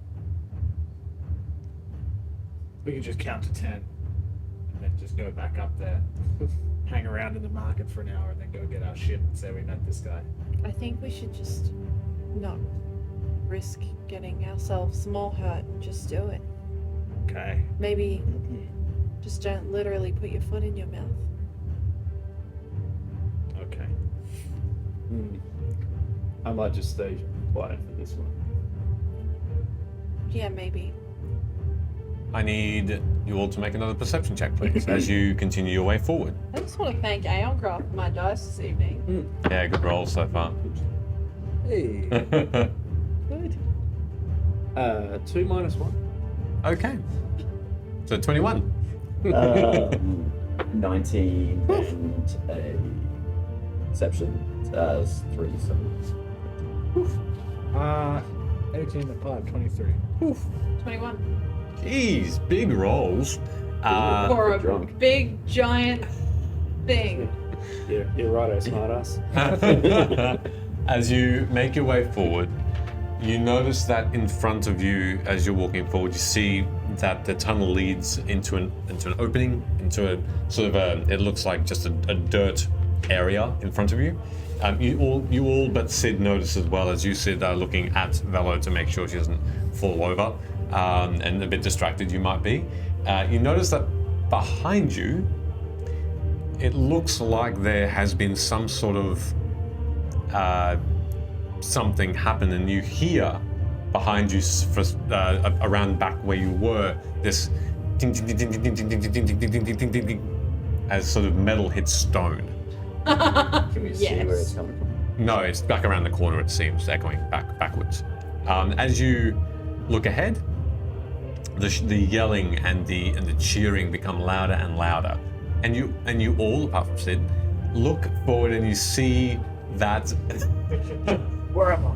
that in the middle of this area, Where is she? in the middle of this area, there seems to be a massive mound of pink brown mud, it looks like, in the middle of this area in front of you. You walk further forward and it opens up into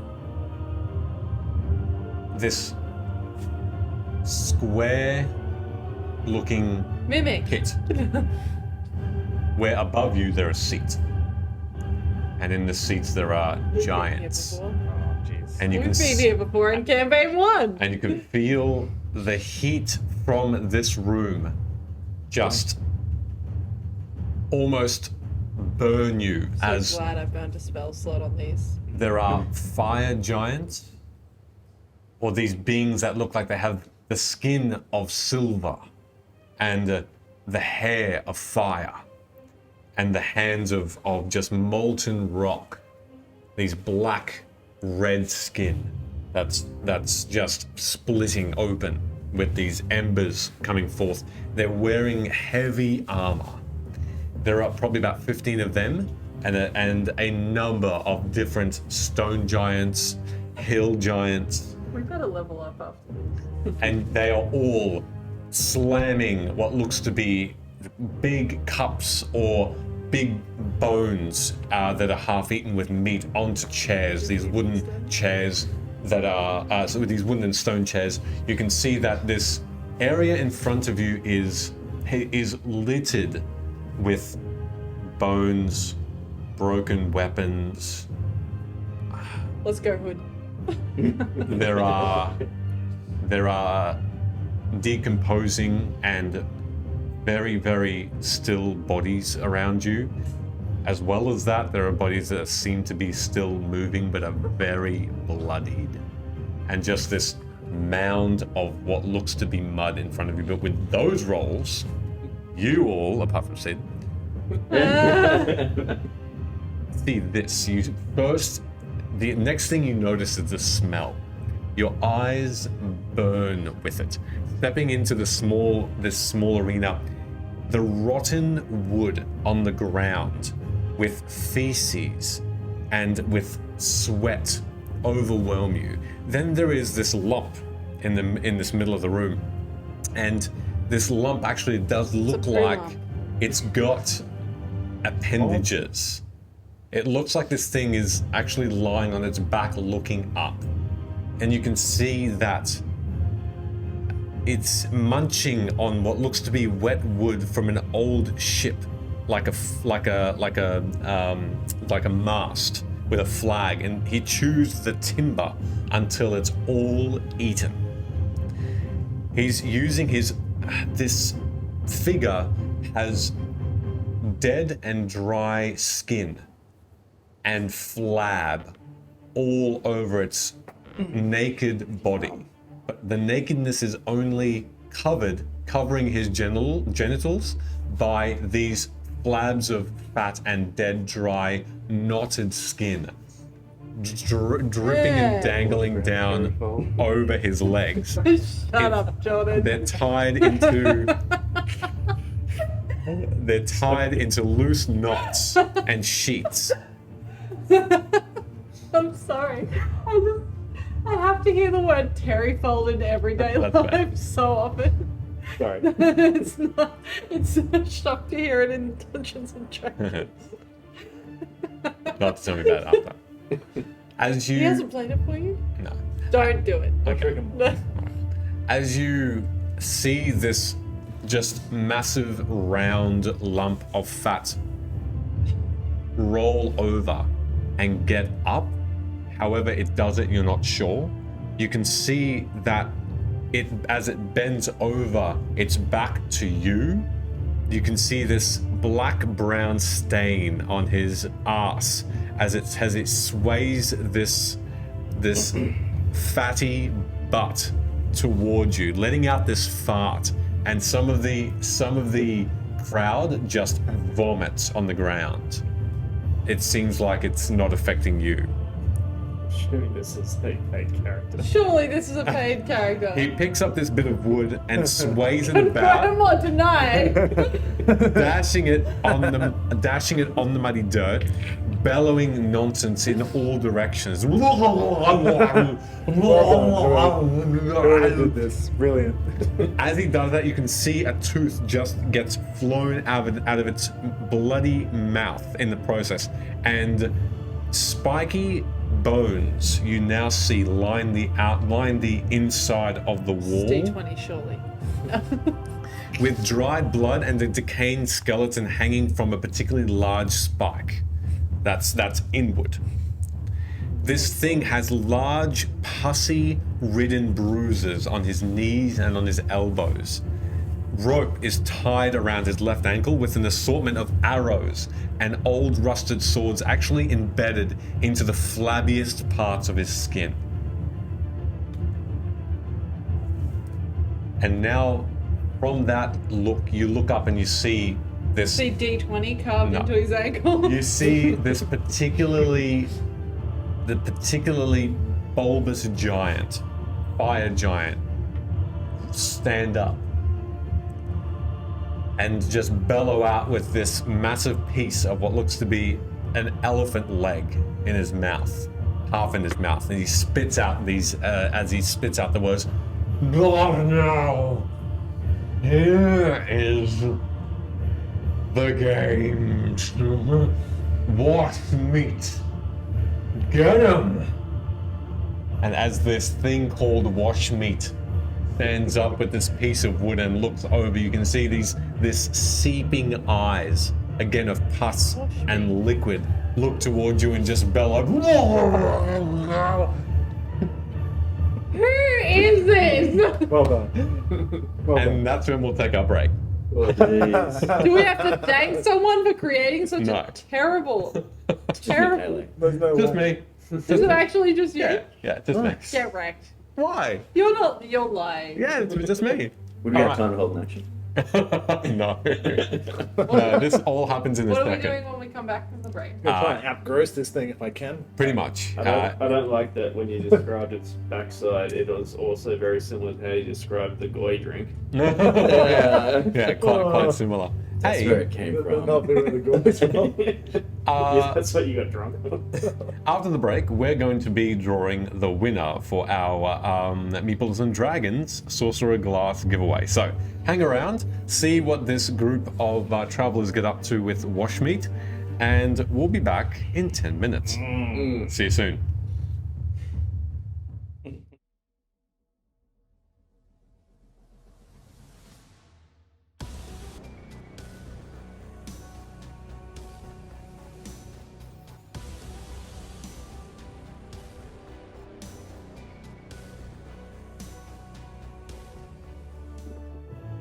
That was come. Wow, welcome back. Instantly. Far out. Hey, we've got a winner. Welcome back, everybody. We've got a winner for this giveaway. No. I'm so excited. Yay! So, the winner of the Meeples and Dragons. Thank you so much, Meeples and Dragons, for helping us give away this amazing glass of the Sorcerer Class glass. The winner of the Sorcerer Class glass is okay? at Diode Spectrum. Yeah, congratulations. We're going to DM you on the Twitter to find out your details. Isn't that what the young people call it nowadays? Oh, Ozquest, that's so sweet. What's that? Everyone's the real winners because Everyone we're gets- back live. No. What they said. Oh, thank you, Ozquest. So congratulations. If you don't know Ozquest, Yeah. Ozquest, that's not at you. That's right, people watching. Sure. I know you know who Ozquest are. They also stream D&D, and you'll find one of our friendly chat members, Promethean, there is a player. It's a good time. So congratulations, Diode Spectrum. We'll give you and send you that glass ASAP. And thank you, Meeples and Dragons.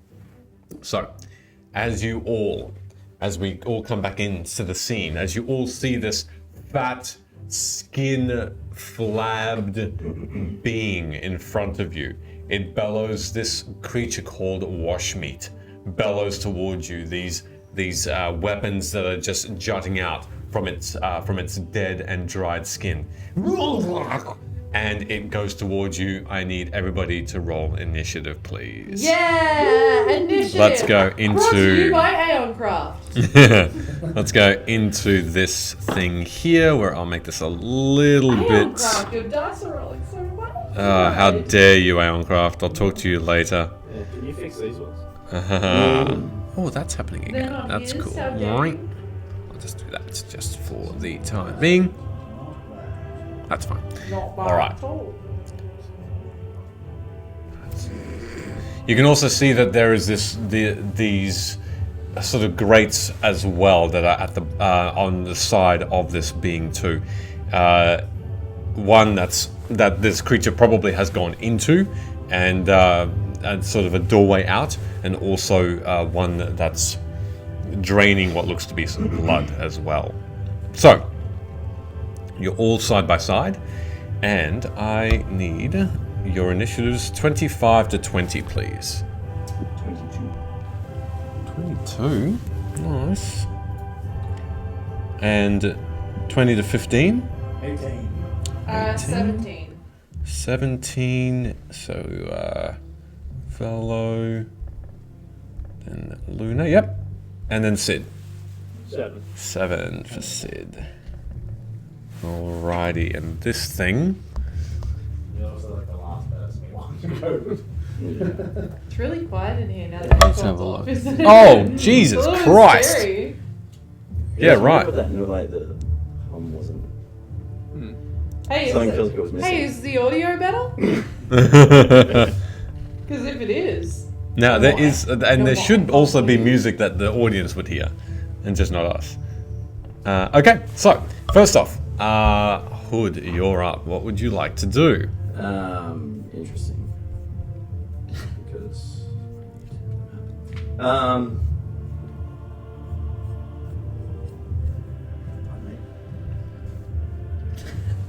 there's not much to do. This thing's an attacker, so I'm gonna move a little bit. Go for it. Try and reason with it. Right.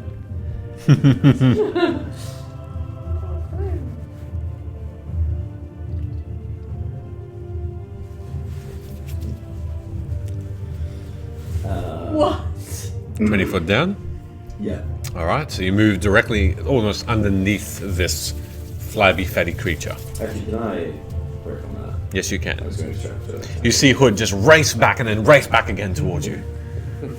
I'm gonna attack it. Okay, go for it. You're not looking at him, you can't just run away.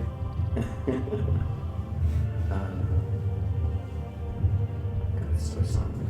Mm. I like it. It's a little bit sexy. That's a 14 and a 5, Heal. so 19. Dulcet tones. With a rapier, Oh. using your rapier, you find Everyone a please drink. yes, thank you. You find a space where there's a little bit less fat and you stab inward towards what looks to be flesh. You do hit. Awesome. So I now do Yes. 2d6 extra damage. So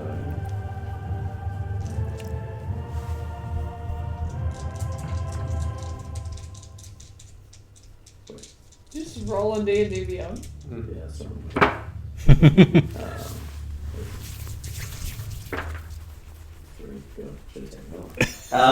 So that's 4, 5, 6, 7 points damage. 7 points. Okay.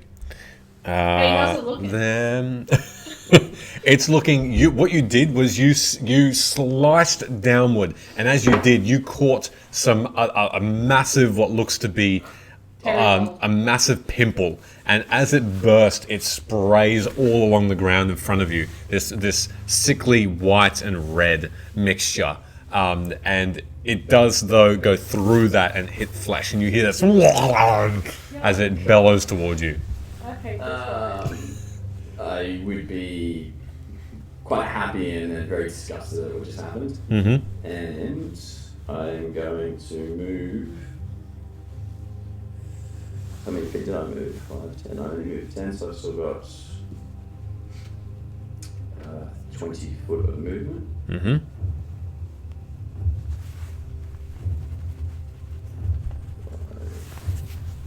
10. Okay, so we'll get an attack of opportunity. Oh no, sorry, you That's yeah, all right. did the thing. Yep.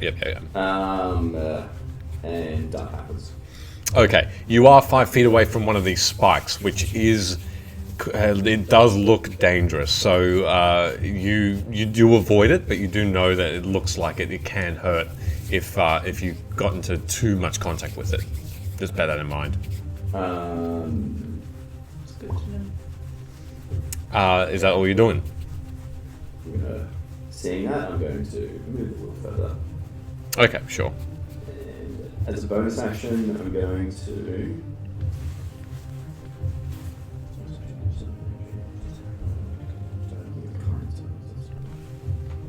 Can I throw? No, that's going to require an action. An action to throw. Yep. Cunning is dash to engage hard action.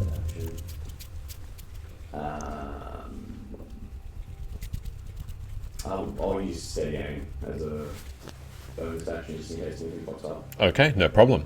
As you do that, it looks towards you as the first person who's attacked it and just yells, and as it does, you can see this strings of saliva and this burp halfway through, just as it races towards you. Have you ever seen Harry Potter and how there's the troll in the first movie? Yeah.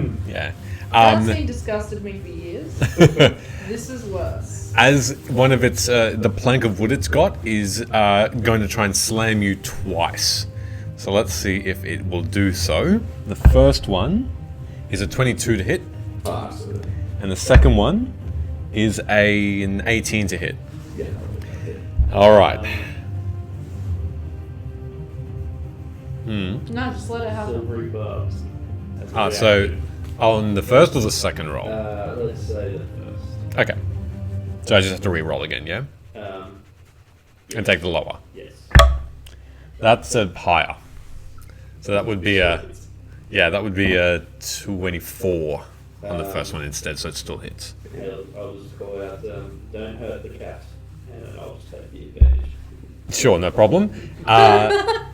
You find yourself as this one plank of wood slams against you. The other grabs you as it slams with its hand. So its other hand comes around, slams you across the face, but grabs hold. And what happens is you all watch as Hood, you are wrangled underneath this creature, and it sits on you as you are currently grappled underneath it. It just sits on top of you. You can smell putrid feces as the flies. This is a poop street. This is the worst thing that'll happen to any of us. As flies are buzzing around this area in particular, and you are feeling like you're being flattened. Are you sure D20 didn't write this character? You will take this amount of damage.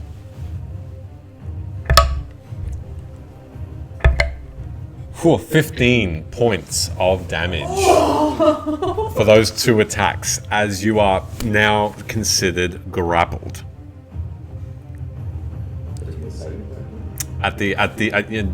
When your turn comes around, you'll be able to try and save against it. Yes.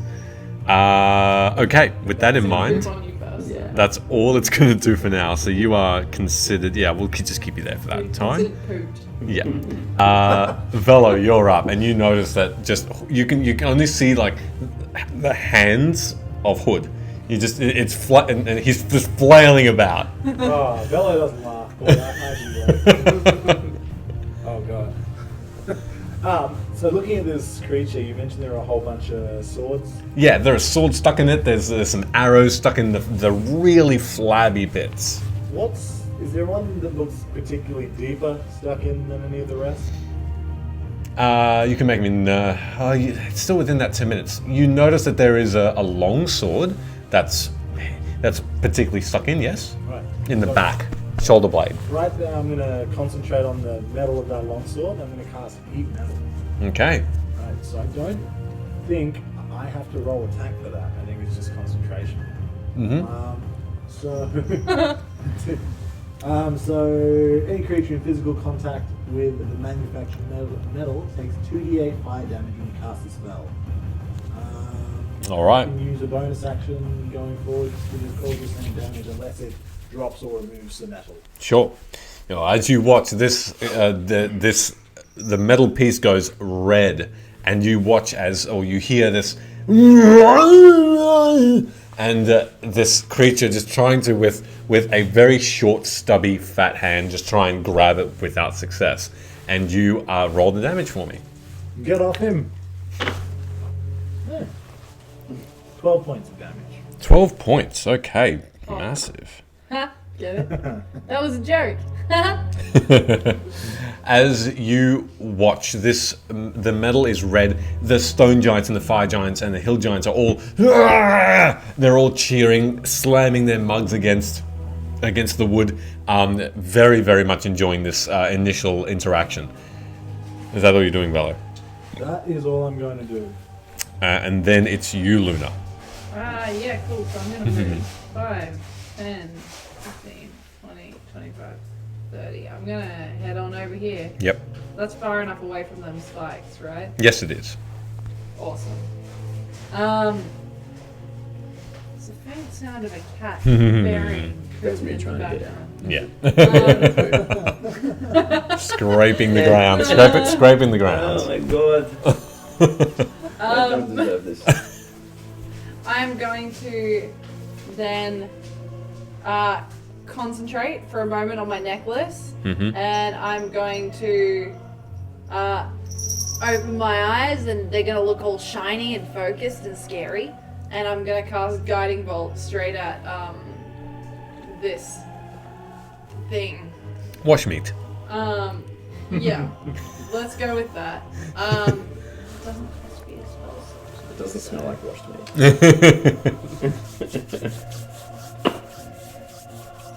Woo! That's a 23. That'll hit. Oh, I get to use so many pretty deep stuff. Yeah, those are the ones.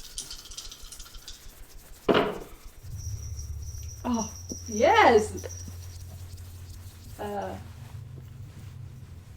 That's 20 points of 20 radiant points. damage. Wow. The entire arena just lights up with these, with just such power. And you notice that even the fire giants seem to avert their gaze. The guiding bolts hit, and you notice that some of them go underneath the flabs upon levels and flabs of fat and explode outward. And you can see these massive wounds where, again, the mixture of pus and blood are just oozing down the leg. You see this creature look down and just try and scoop up whatever it can to try and keep hold of it, and just ignores it after a second more. It just knows it can't do anything about it. I will Yeah. look They're all shocked at worse the than amount against you. of I'll look shocked at the amount of damage that I've done. And then I will use my bonus action to, once again, like you saw last time, all of my like parts of my body will start to glow like little blue stars. And yeah, I am going to use my wild shape as the archer again. So it's kind of like in the shape of a bow. Okay. And that's my bonus action. So All right. I can't do anything else. Well, Sid, you're next. It's very tempting just to use my action to laugh. That's all you do. If you attack, you get advantage on your first attack against it. He gets it anyway with barbed. The barbiness. Well, I believe I can take that at any time Oh, in the good. next minute, so... Cool. This is like the next attack. Did I get ungrappled because I had to dance out of it? No. You can try and... D20. Yeah, I saw that. What are you doing, sorry? Attacking. Oh yeah, you're going towards it, yep. Scimitar, for a 20 to hit. That'll hit. 7 points of slashing damage. And I will use action surge. Alright. Brandon Attack Nano. again, and I'll use the silvery barb's advantage. Sure. Unless, technically, Hood's engaged with his assholes. Do I get flanking? No, you don't, no. Restrained creatures do not. Asshole flanking. That's a 22. That'll hit. That means you did it. It's 8 points of slashing 8 damage. points, wow. Hey, how's it looking? You can see that it's looking disgusting. Where you slice, Phenomenal. you slice into really, really old skin, just shriveled and knotted into knots, Stop. and just hanging like braids down its front. And you just slice all of them off, and the flesh underneath it. You can start to now see some organs underneath whatever the little muscle it has to keep itself together. Someone redeem hydrate, please, so I can drink this entire glass of wine. I will also, bonus action, call out to Hood. Mm-hmm. Eat your way out, friend. Bardic inspiration. All right. Is that 1d4? 6. With that in mind, at the start of your turn, you will take bludgeoning damage with this. As it continues to just try and just find a good position, you are being crushed. Yes, Just a yeah. heads up. Ah, this yes. thing will take disadvantage on any saves or attack rolls. Or attack rolls?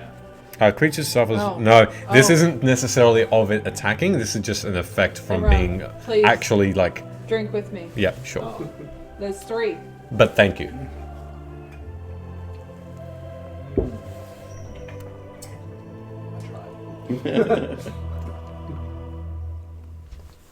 I will burp very soon. So, why is it disadvantage, sorry? Skull. If a creature is holding or wearing the object, because the metal Yes, is still yes. red hot, and takes the damage from it, the creature must succeed on a Constitution saving throw or drop the object if it can. If it doesn't drop the object, it has disadvantage on attack rolls and ability checks until the start of your next turn. Oh, that's cool. Okay, cool. No problem. So I'll roll twice for this. Well, I'll do the damage first here, and then it'll be Hood's go.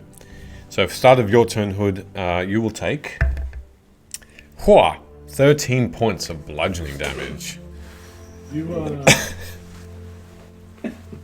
you pooped? are you? I'm dead. Okay. Are you fully dead? Yeah, See What, the like arms? actual dead? I'm down. Oh, so Yeah, you're unconscious. unconscious. Unconscious. You need to dance the crushing. A dance the what? So What am I doing? Could you Nice. dance the crushing? Crush it. Oh, yeah. Nice try.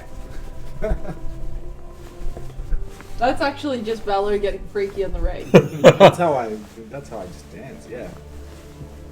Could you go sit on Ben, please?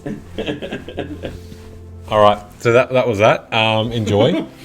That was like a fisting dance right there. Cool. With that in mind, you will watch as Hood does And- not... Encompassed forever on film. Beautiful. Hood does not move anymore. That means it is this creature's turn. It is going to look towards you, Sid, and make 2 attacks against you. And these will all be at disadvantage. Yeah. Hey, eat shit. The first one is a 16 to hit. Misses. Second one is an 18 to hit. I'll pulse check everyone. Silvery box. I'll roll it again. Natural 1. It will miss. As it just flays around at you while trying to just reposition itself again, it just can't reach you at all. Thanks. Probably not knowing that he's actually suffocated. I'll be like laughing while parrying. And All right. Take advantage from it. Okay, sure. That's all it can do. Velo. You look over and you see that Hood doesn't seem to be flaying around at all anymore. Just seems to, and you did hear these little Isn't crunch. it Woods go first? You should have made a death save. Death save. Yes, go. Could you do that for me? That's. Oh, sorry. You're doing. Yes. You're That's doing right. Cool. And he's still conscious, yeah? Yeah. You're still, but you're just not flailing around as much. You feel yourself weaken. You feel yourself just see bright lights right now as your clouded vision is weak. Okay, good to know. D20 would like to know, would redeeming a drop it make the creature poop out Hood? I mean, Hood's already pooped out. I'm pretty freaked out. Okay, go for it. I'm gonna use my movement. I'm gonna take off, and I don't know how you want me to suffer for this, but what I'm trying to do is just hover just out of arm's reach as it's sitting there. I'm just trying to tease it so it gets up off of him. And that's pretty much it. So I'm just moving to just 5 foot over. Or I don't know how you would want to roleplay that. But I'm basically just trying to taunt it. Sure. You can make me either an intimidation or a persuasion check against it to try and see if it will stand up and notice you. So I will use persuasion because that's what. Sure. So I'm not trying And what do you want to say, if anything? Just what do you say to this thing?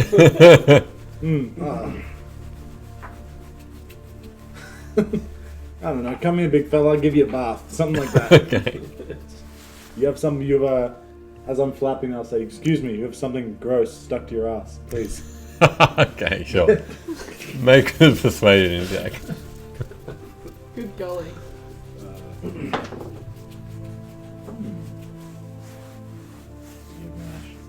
One day I'll know all of mine. You were so That's a convinced you were going to fail that you didn't even check. Yeah, that's a 14. Okay, 14. You watch as this creature just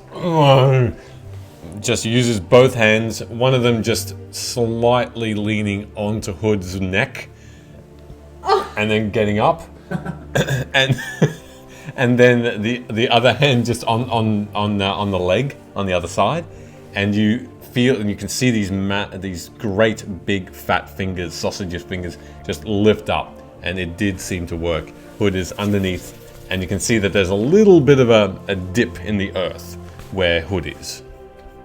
If I'm so if I use a spell, so I've used a bit of my move action. If I use a spell, can I still use my bonus action for the heat metal, or would that be 2 spells per turn? That would be you're still concentrating on it.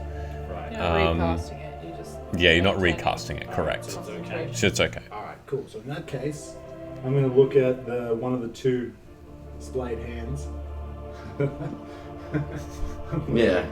That's pretty much all I'd be able to see, right? Just around. So I'll concentrate on his hands. And I will cast Healing Word Okay. at 2nd level. Okay. Roll me some healing as Hood. You feel yourself strengthen again as you look down. You see that you can move again. Your broken bones seem to have healed up again and connected. Well, that is 12 points of healing. All right. That's Back up. nice. That's very cool. Get up, G. Alrighty. Anything else you're doing? Actually, H. Yeah, and then I'll use my bonus action to target that red hot spike of metal. I'll just do the exact same thing again, Okay. which I think is just again damage. Yep. Hey, Hot. 12. Another 12 points of damage. Alrighty. It's just smoldering. You can see that, and you can smell. There's bubbling fat here in that area. It's Yeah. the skin is actually bubbling, as it's just searing into him. He's like, oh, and he just continues to try and reach it around, but he just can't do the reach around, and he's just, and he's just scraping at his shoulder at the moment. Is that all you're doing, Bello? That's all I'm gonna do. All right, Luna. I'm gonna go, hey, stupid!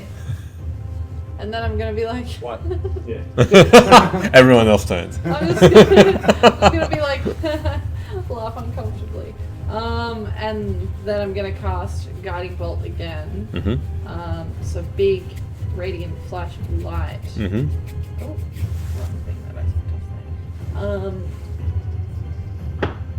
Natural 20 plus 4. Bloody hell. Aeoncraft! Nice. It's helping you out. Is it Aeoncraft or is it because I pulled the sun card? No. Which one is Definitely it? Aeon. Definitely Today's Aeon. going Wait, great. so do I get to double these 4d6? Is that what I get to do? The sun don't shine there. I doubled the damage dice? You double them. Yes. You don't roll them twice. You just. No, but I doubled Yeah. this. That's a Yeah. lot. Aeoncraft wants us to drink twice in God. celebration of the dice working. It's definitely the dice, if you would like to buy them. Not those. Someone's already, No, go not on. these are commissioned. So good. Let's see what the damage looks like. Okay, so. Uh,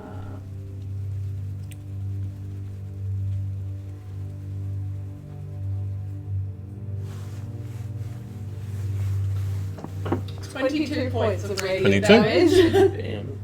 Nice. And then I'm in my cool form, constellation. And because I'm attacking next, I get advantage on it. So I'm going to conjure a shiny, starry-looking blue and amber arrow and just yeet it Okay. straight at the thing. That is not as good.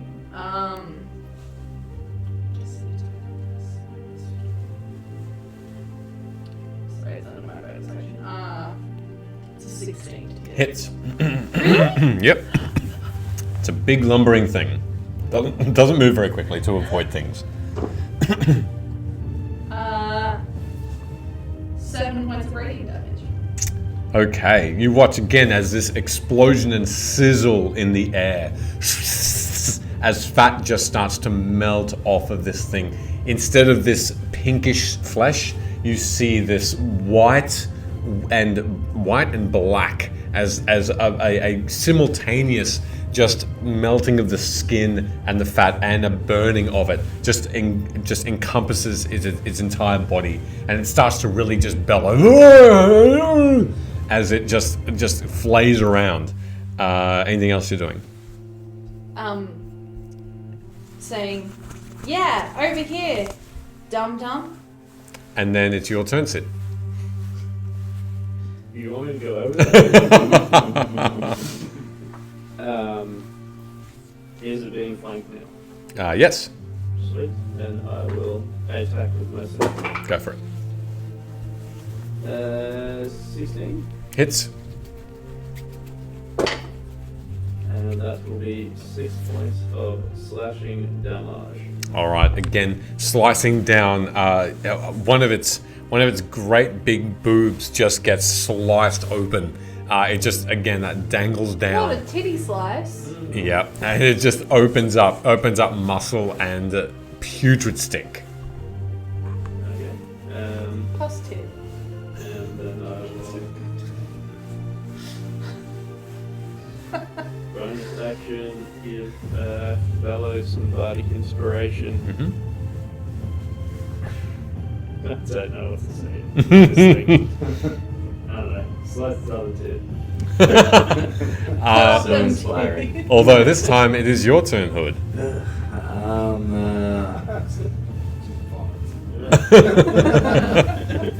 You are fairly covered with brown Yeah. right now. He's I being wouldn't debrowned. have time to think about that. Yeah. Being that I just got up. Yeah.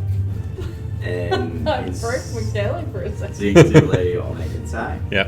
And I have it in. Mm-hmm.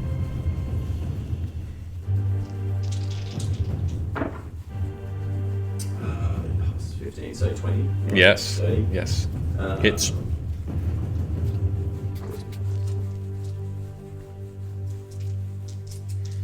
Awesome. 8, 11, and then the 2 dice. Oh, that's nice. 11 and 6 is 17, 18, 19. 19 damage? Did you just get up and kill this thing? No, but you do. Were you stabbing with scimitar, rapier again? Rapier, yeah. Yeah. You just slightly, just straight up skewer it, and you can see it comes out the other end, and you see it wobble around so violently as the thing is just shifting back and forth, just trying to see where it is. You just slice it back out, and with it just comes just on you and on your feet, just this torrent of intestine and flesh, but it's still standing. And then, feeling satisfied with myself, I'm going to. Doing great. Yeah.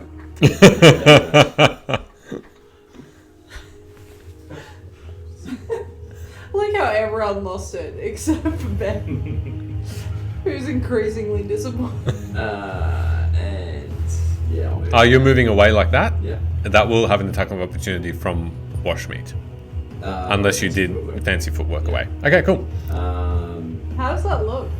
Is it just you moonwalking away? No. Or what's Right. going on? You just go. Nah, it just slides. That's better. And yeah, but I can't do anything as well. I'll stay again. Mm-hmm. You should just hide. I'll try hide. Yeah. Okay, hide, Okay, stay make a behind hide Sid. check. Make a stealth check. I hide behind Sid like a little bit. No, you. So, It can't see you, but it can smell you. what is that? 14? Yeah, 14 and 5. All right, 19, done. It doesn't seem to see you. What it does do, though, it looks directly over to you, Luna, who's done I a was massive waiting amount for of it. damage for it, and it's going to just ignore you, Sid, as you can do an attack of I didn't say, opportunity. hey, dum-dum. It's going to go 5, 10, Oh, 15, Alright. 20 over to here. Make an attack of opportunity, Sid. Kill I'll it. use that silvery barbs. Ugh, and roll one on it. Yeah. The first one was a 14. Hits. No, always. That's a 9 points of slashing damage. All right, it's you slash it on the way across, and it's not looking very happy at all at the moment. As it does, though, still stand. It charges towards you. I need you to make me an acrobatics or athletics saving throw to resist a grapple. Wait, is that a dex or? Dex or strength to resist the grapple. Oh, we're definitely gonna do dex. Go for We're it. not doing strength. Hey, now would be a good time to bardic inspiration someone. You were the furthest person away, that's why I didn't. Does that count as ability check for you? Yes, it does. I can roll disadvantage there. Perfect. That's pretty good. That's all inspiration. That was a higher roll, It's not- but that's okay. It's not gonna matter because I rolled a total of 8. 8. It grabs you and it has 5 feet more of movement. It is going to hold you up and push you onto one of these spikes. Well, it's been nice knowing you. As you all watch, you see Luna just get squished and skewered, and you feel yourself just get from the back up, just out of breath and in pain. This massive burning pain through your stomach. But how much damage should I take? You will take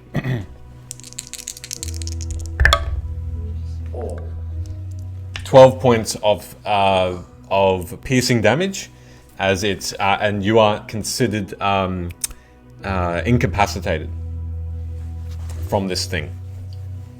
Incapacitated, so I can't take actions. No.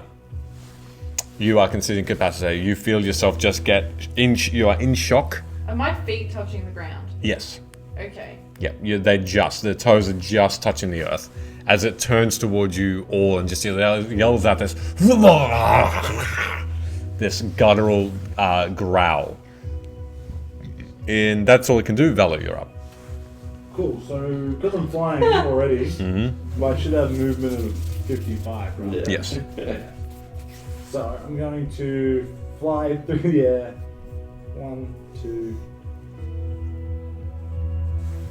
35 feet, moving around this thing, and straight up to where you are skewered. Yep. Where exactly is the... You could put me on a barbecue and Through the sternum. Perfect. I got 3 tits now. So I'm gonna do this very... Start the reactor. I'm gonna do this very delicately. I'm gonna flap down and then use both my feet talons to just grip both sides of your head. Delicately grabs me. Grabs me with a Just grab both sides of your head. I'm gonna flap, use the last of my movement, because I moved the 10 feet. I probably won't be able to go anywhere, but maybe I'll be able to do this. I'm just gonna try and slide you off the spike. Sounds like a horrible. Yep. I'll let you just fall, that's fine. And once you hit that ground, Are you letting? Did you say you're letting me fall? that's fine. You can't get any more. As you undo that, you do feel more pain as the spike just hits other areas of your body. Yeah. If I'm, You take hopefully you have a bonus action. you take another 5 points of piercing damage. Luna looks as bad as she did when she was burnt by acid by everything. Then I cast healing. Sure. On the ground Real bad. and just shaking uncontrollably. Luna is in much pain.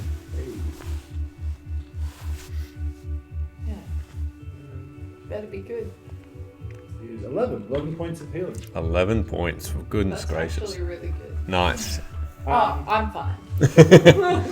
And then as a bonus action, I'm going to heat that sword. All right, do it again. And you feel you look down and there's just dried blood now where I'm a not wound one was. completely fine. Yeah, but there's still I'm fine. internal stuff happening. Don't worry. I'm fine.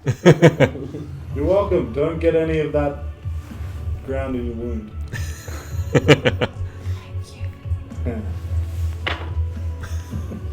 Ow, my spleen. And 11 again, 11 points of damage. 11 points of damage. Finish it. Oh. Oh, Velo! MVP. I'm gonna finish it. Well, it's a sword. that I would finishes like it. to imagine that as I heat it up one final time, the last of the kind of blubber and skin just gives way and kind of just melts out of the back of it. And like a lightsaber through hot butter, the sword just kind of goes down its back and just slumps forward. I do that in case there is anything that... Yeah, it does. There's spraying everywhere. There's no. I mean, you can both make dexterity saving I'm throws. doing this. Well, if you're just not trying to dodge it, I'm still trying to dodge, but I'm covering like... you can make a Okay, dexterity yeah. saving. You can make a dexterity that's saving throw what because it just sprays everywhere. The lower it gets, that. Oh. I'm fine. You're fine? 16. Yeah, Okay, you're fine. It only lasts 10 minutes. It's a D4, right? 6. Oh yeah, please. Please. Please roll a 1. Don't. It's either going to be 11 or 16. Okay, Hey! 16! you're fine. You avoid the splatter of gore on your bodies, and Are we this still thing cute? just- Of the two women in the party, are we still cute? yes, I am. you watch as this thing just lets out this. Bleeding from your Nah, you close the wound. poopy wound. As a Not a final poopy sound, wound, it's just There's a spike on the What wall. do you think was on that spike? More spike. You're gonna need a tetanus shot. A final sound of both a groan and a fart as this thing But does where's not. the butthole aiming? Is It's it aiming- at hood? You just don't see it. There's just so much fat and flab there. You just don't see it Surely at all. Sid gets something on him. Okay, No, you're fine. You're But I okay. will turn to Hook and you got a bit of shit on your lip.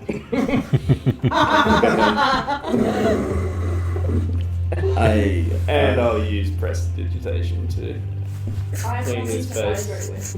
Mm. And thus, Um, urinate and hydrate. Thank you for giving me back some kind of dignity.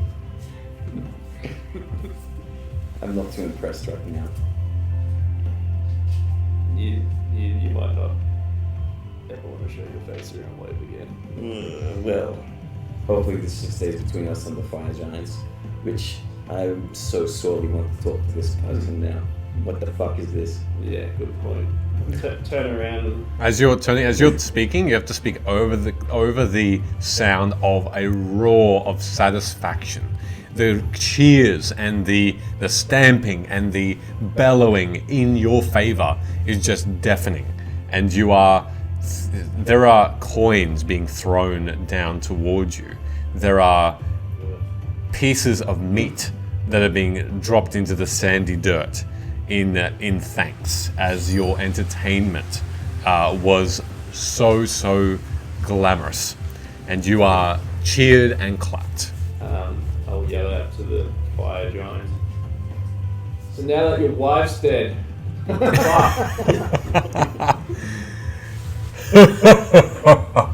This other fire giant now stands up, and you can see that he seemed to be on a fairly comfortable looking cushioned chair, almost throne in look, and he is a head again taller and broader than all the other fire giants there. His gut is massive, and it's covered by this this metal plate that's around his stomach that's tied with rope to the back of his back, and you can see that he's wearing this coif over his face and chainmail everywhere else that's hiding most of his skin.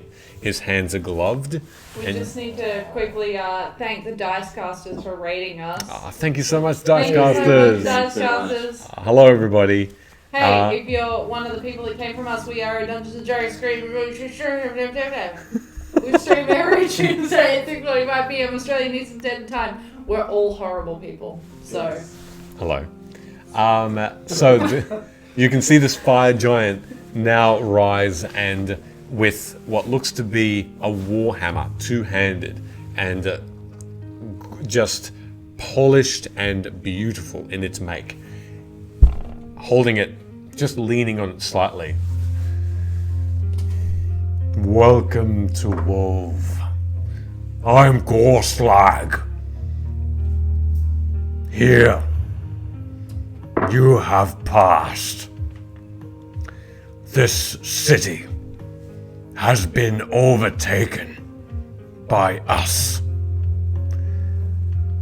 Wove is now of the giant kind. Here, you will help us rebuild.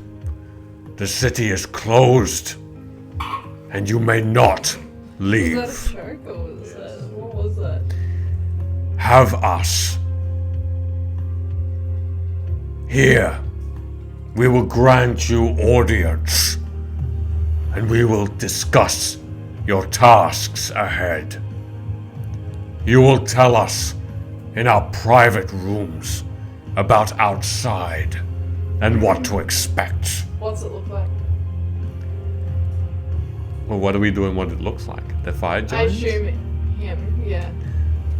Gorslag calls himself the Overtaker, and he wears what looks to be this extremely well made chainmail. Very small rings, but hundreds and hundreds of them that adorn from his wrist right up to his arms and shoulders and down his stomach. You can see that he wears this bright red scale mail shorts that seem to go down to his knees, and then it's bare, and you can then see that his skin is that black molten red that is hardened and split in some places just from his natural form. And then his boots are plate mail boots, and he wears them in a spike that sort of lifts up into this very, very dangerous looking sharp point. You also see that he wears that coif with chainmail around the outside and behind his neck to protect his neck. He's extremely well armored. He also carries this warhammer with these multitude of rings of gold. Like 40k or 80 Sigma? Yeah, that is out around the handle of this warhammer. And this warhammer on one end is crossed with blades, and the other end is just a flat top, which does look like it's seen a battle with a bloodied end. He does have these red eyes, deep red, and he looks at you with these black points within them. This red-fired beard, completely aflame, and just licking his neck and his side, but not harming him at all. He looks imposing, and he continues. Go through that doorway, and you can see that this metal grate then just click, click, click, click, click, click opens where this pit, with another entrance to the pit. Go through and see, and I will meet you on the other side, and we can talk. Thank you. And you can see that. Fucking thank you. I make my way through. And you can see that the crowd starts to disperse, and they all are speaking in another language you're not sure of. And this lump of fat and skin just is laying there still. Burnt, and its organs just billowing out, steam rising from it.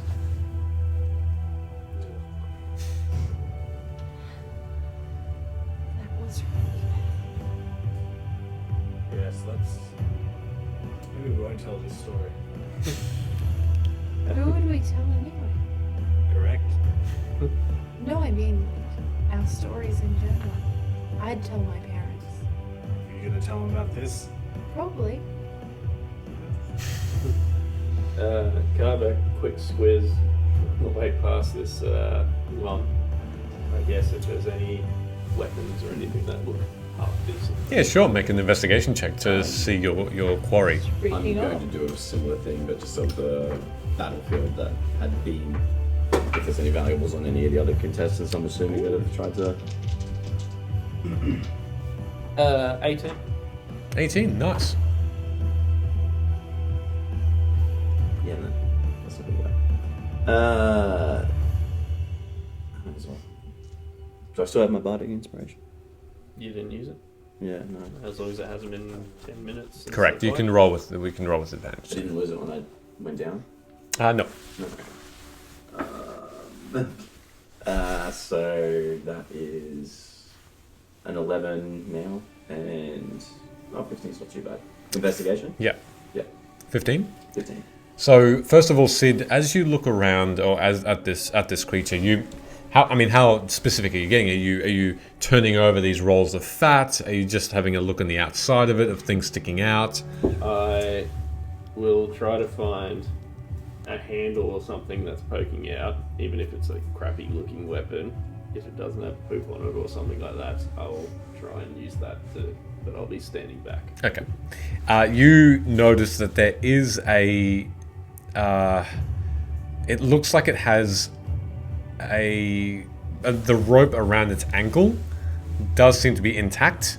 It actually looks like there's something about it that you can't quite put your finger on, but it is the only undamaged, unscathed, untouched by dirt, blood. It's just weirdly clean. And it shouldn't be. With all of the blood and the guts that have been spilt out, no issue. Just rope on it. Just rope on its ankle, tied up. Is it like a long bit of rope that's tied to something About 50 else? foot? No, just tied to its own. I will try and grab that Yep. without getting anything on my hands. Yeah, and it doesn't. You find that you can untie that pretty easily. It's about a 50-foot coil of hempen rope. There we go. As you look around, you find rope. two things, Hood. You find a weird-looking, heart-shaped, like a little locket. A locket. And doesn't seem to be a key that would be associated with it. It does have what looks to be very, very tiny depictions of some fae creatures that you might have seen similar ones before. And it's all this dull metal.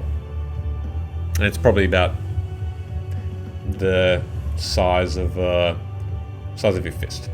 So it's like an arm bracelet or a neck bracelet? It's like it's a locket. So it's like it doesn't have like an associated band. Yeah. It's on its own. It's a locket, is it openable? You can't see, well, there is a lock to it. There's like an opening for a key. Yeah. But it is locked at the moment. Cool. You also find a small bottle with what looks to be a clear liquid within. It's a fairly it's a nondescript, sorry. It's a opaque bottle. So it's a thin stem, and then it goes around into sort of an oval shape base. Yeah. It actually looks like it's made of crystal glass, and it's about half full with a clear liquid. Would I understand this to be a potion but not know what it is? Or It's no idea whatsoever at this point. I'll collect them both. Okay. And you're walking through, or are you doing anything else at the moment? What's with this fucking welcoming? I mean, I was Yeah. kind Okay. of like... Luna's already gone. Yeah. Yeah, and Bello. And you both come in as well afterward? Yeah, I'll be talking to them as we get through. Go for it.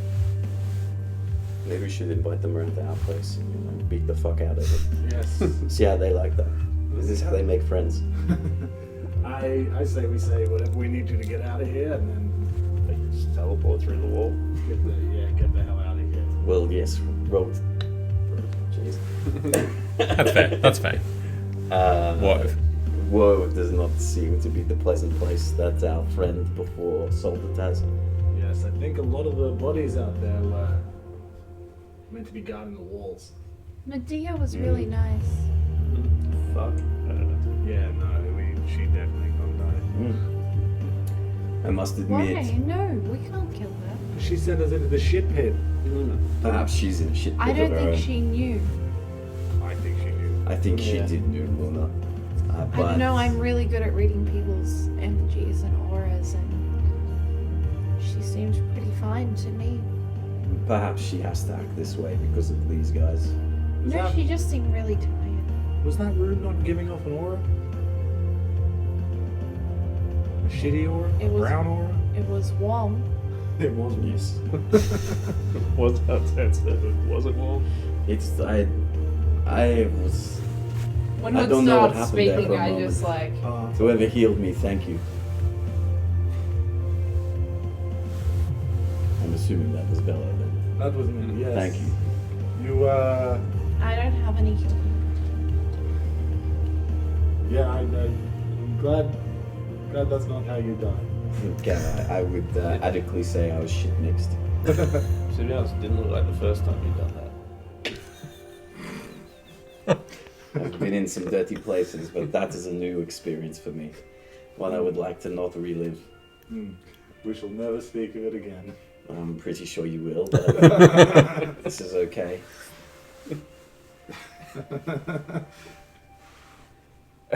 As you're walking through, the tunnel is turning from a natural. I'm fine, by the way, guys. Thanks. I know, I healed you too. I'm sorry I dropped you. It was so that I could live.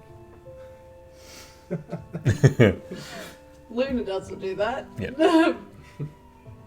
As you're walking through the tunnel, it's turning from a sandy yellow to orange stone. The smell is passing of feces and dirt and mud and rotting corpses Fire giants just take shits anyway. into a more of a metal smell and iron and steel, and the stone turns from a dull brown to a black, and you can see that carved out are very large square stone tiles that seem to have these gaps in between them, only a couple of inches wide, but they are huge. And you can see that you're brought into the only path that you can. This opening that then leads into this extremely large cavern, and it depicts itself as just a gigantic forge. You can see that at the very far side, there's a completely metal and gold throne, where already there seems to be the figure of Gorslag on it, just sitting, just having this warhammer, his weapon, on his person. You can see that beside him there is a stone giant, and then there is Medea as well. That is seem How to does have. she look? Like, does she You look... can make another Yeah, insight I check. want to see if she looks like, oh, I can't believe I did this, or something else. Sure, make me another insight check. As you Or something do that, else. you notice that here you can see that there are very again those wide, tall openings, archways that seem to lead to other areas of this set of rooms.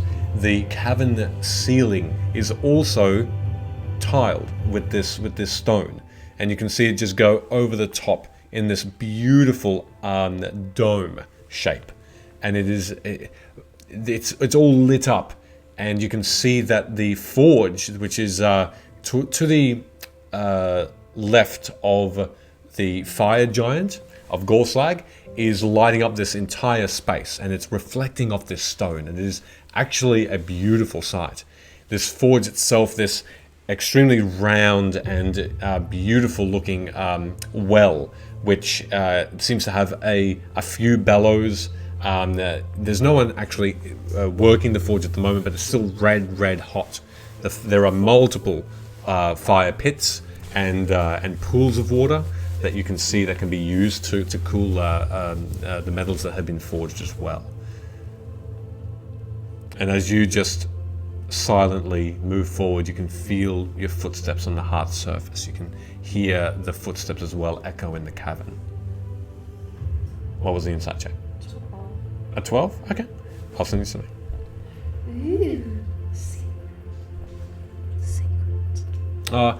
Actually, from this distance, you can't tell. People just got ASMR for free. I don't know. No, my head is still Are drunk. you okay? Have you had too much to drink? You're alright? That was a beautiful thing. Are you okay? What's going on? You broke Jordan. You can't tell from this distance. She's just a bit too far away still. What? I get no emotion whatsoever. There is a blank stare towards you at the moment. We'll get there. So you go a little bit closer, and you sort of look down, and you see that you still got a few little wounds here and there. Who's suffering a little bit, sort of damage-wise? Like, very slightly. Yeah, cool. No, I'm still great. Yeah, cool.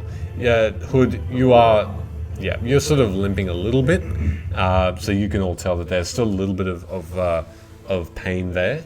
But other than those three figures, so a stone giant, the fire giant Gulslag, and Medea, there's no one else in the room. And you get to a point where you simply see the fire giant Gulslag just hold his glove up. Halt. I'm gonna take like 2 more steps forward. Okay. I'm gonna obviously stop. Yep. All right. As you take 2 more steps forward, you see the stone giant, a full 15-foot tall figure, just step forward 1 step, large, long, and seems to pull out what looks to be a wicked-looking dagger, which to him is a dagger. To you, it looks like a long sword, and just holds it to its side a little bit, and just is half standing in front of Gulslag at the moment. Please don't hurt my friend. He's just a jokester. I'm gonna try staring down the stone giant. Make an intimidation check. I'm gonna take 1 more step forward. Okay, intimidation for me.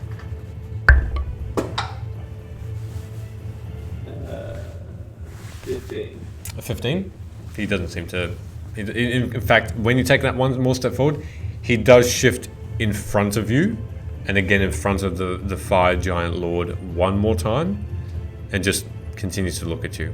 No more words spoken, but he doesn't seem to be affected by this taunting.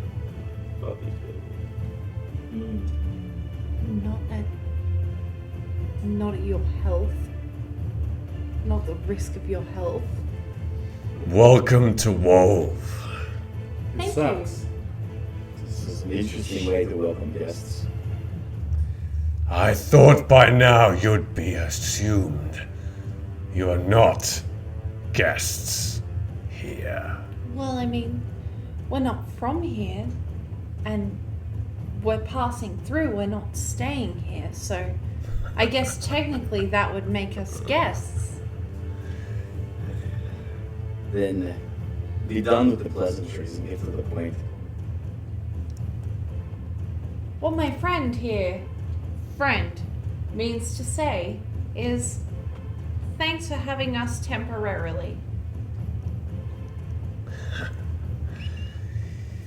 We feel like we are the best hope now for the peoples up in Wove. And for that we stay.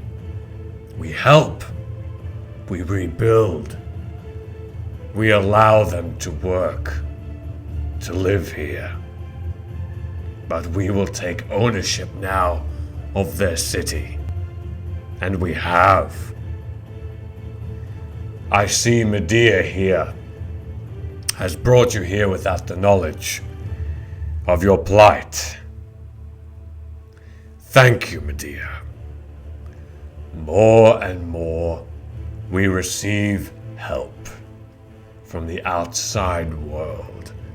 Humanoids. Finally, a home on the outside for us. Not hidden from the world because we're not allowed to set our feet on the precious land of the Fae. How do you intend to stop them from burning this whole city to the ground? Whom? The Fae. They cannot anymore. What makes you say that? I'm This is genuinely curious. From as far as we have seen. Is it the stone on top of the stone that's kind of half there, but there's a weird seam in between? Yeah, why wouldn't you color match that? His confused look now. Just know that the Fae have done their work here, and their eyes are not on our living. Do you care to elaborate or speak in riddles? I think I speak plainly when I say we have needed somewhere to live.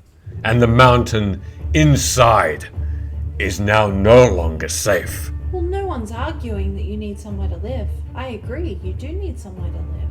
Absolutely. It is not your word, elf, that gives us permission. Apparently, it is that of the Fae, and they have not, thus far, been generous. I'm not giving you permission. That's not what I was doing. I was validating what you had to say as someone who has never experienced the pain and trauma that you've been through. B, you will call me Luna, or you will call me nothing.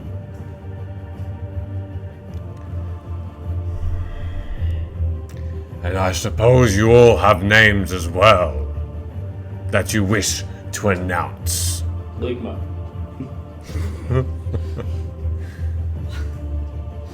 I'm struggling to see how Ligma and Sakma. What? how your plight affects us other than you forcing us down here. And Medea, Oh my gosh, are the horses okay?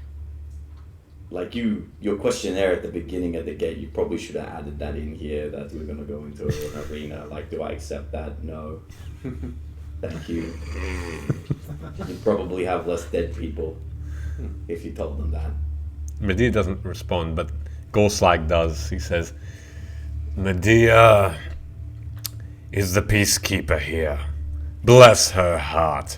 She makes sure that humanoids are not killed. You all survived well. Others did as well. You should give your guards a break. They're tired. They eat. How can they guard, really? They are simply a face to the city, welcoming them in. Why don't you like magic?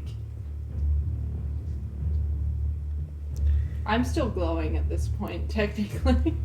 You haven't decided to put that down? Well, it just lasts for 4 hours, and Until you decide not to as well.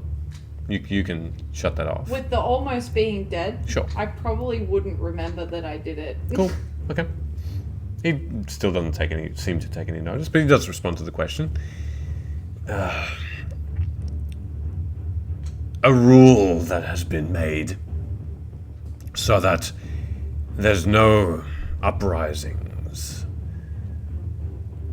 You cannot, Wove cannot repair this on their own. We are here as their, I would not say saviors, I would say lucky helpers.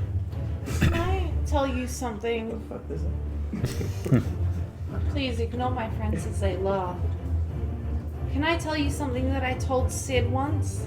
I'm sorry. Who is Sid? Oh, Ligma. I mean, Sid is my nickname for him, but this Ligma is Sid.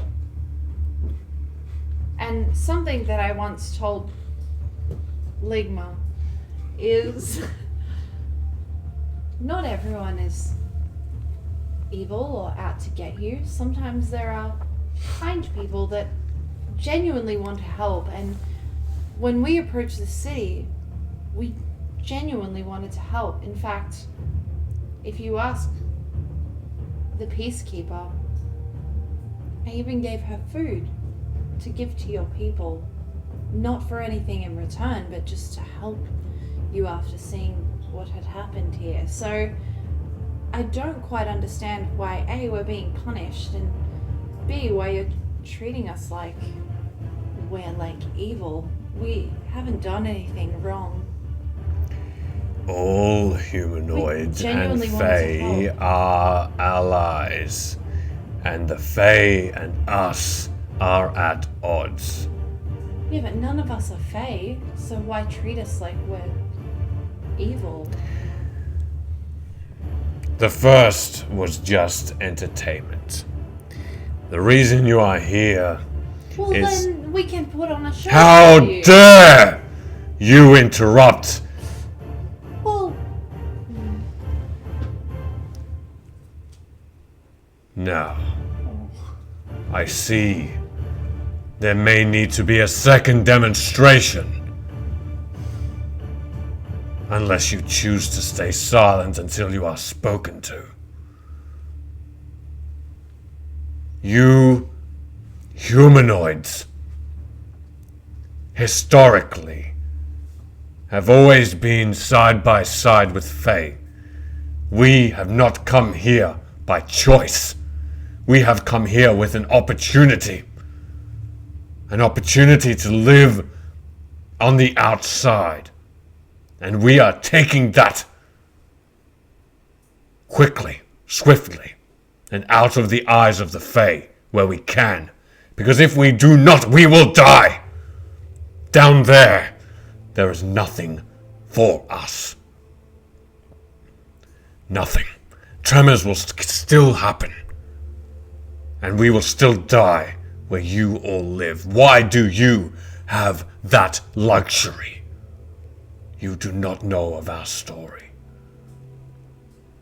And the Fae keep us hidden. That is where we are desperate. Yes, we entertain ourselves. You are here because you are resourceful. Humanoids, if you are strong enough, can go out and hunt for us while we rebuild this city. One day we hope that you will align yourselves and see our way. And I know we are not giving off the best example. Trying times.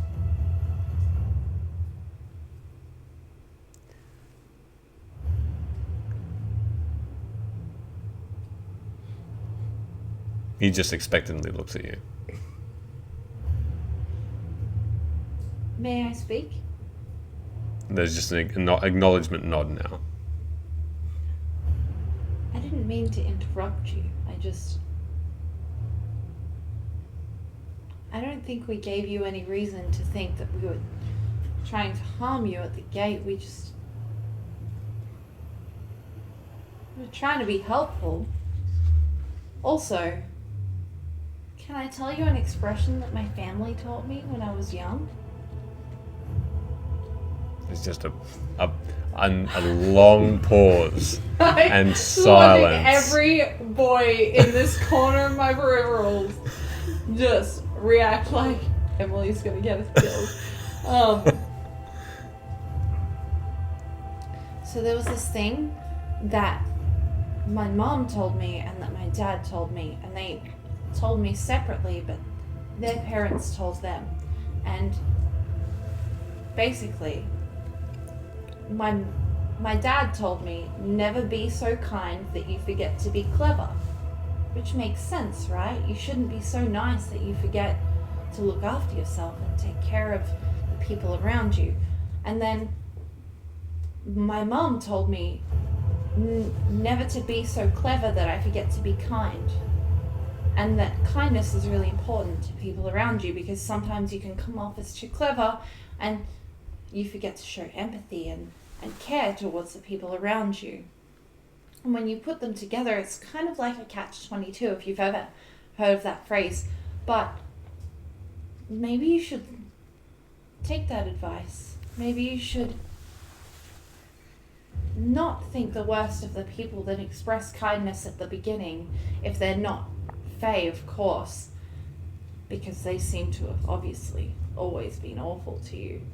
But my example is that we came in here fully supporting you. We never once said, oh, these giants, they're so bad. We came in here asking if we could help you. And I mean, I get the show thing. It would have been very entertaining for your people, but do you really need to put people in there that genuinely are just trying to help? I would have helped more if I hadn't been told magic was really evil. Could have regrown some of your crops for you. Could have given you more food. Perhaps if I can add something to that. You see, the conversation that you just said, I'd be more willing to help you. But now that I've been shat on, And in. and on my mouth, And in your mouth. and I think I died. You did. No, he never lost consciousness. He I- was still there. You died inside. Could you see how I would be a little less unwilling to help in your plight, which does actually sound a little bad. Maybe there could have been other people like this person, and I pull out the locket, that may have been able to help as well.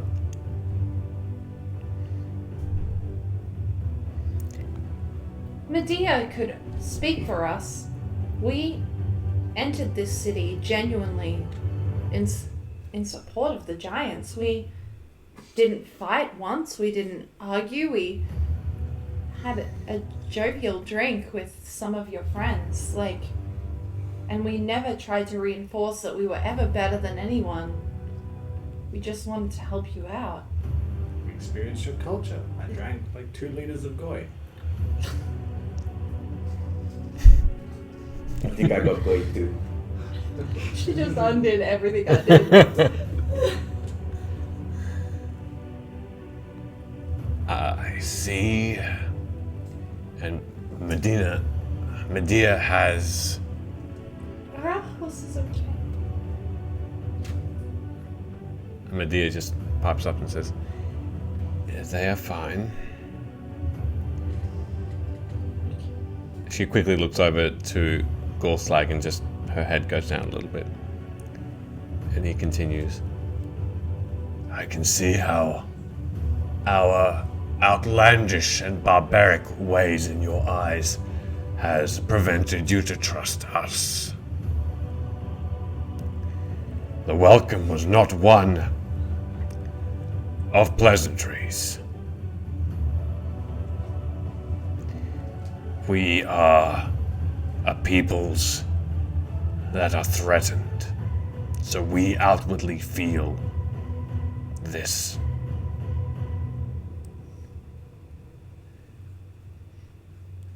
You seem resourceful.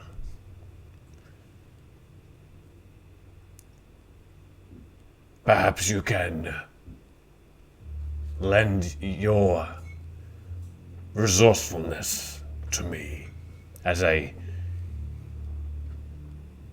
apology." What would you like? How can we help?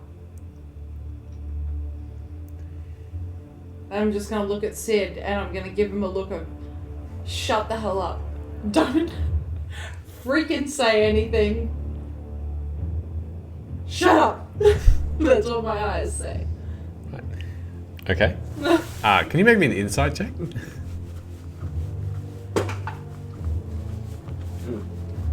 All the times to get a good one. 18.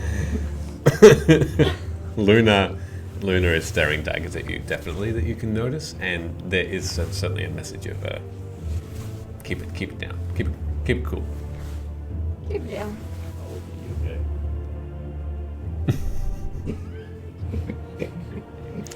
Bites time. I do it back at you. Exactly like we just did. That All right. exchange we just had, that happened. That was beautiful. There's we have missing among us. Is this the other giants? The ones in the earth? He sort of squints at you a little bit and looks back at Medea, who just, again, Which her I gaze, heard about from afar. her gaze just drifts away Whispers very in the quickly. mountain. Make a deception check. I'm gonna guide myself. Okay.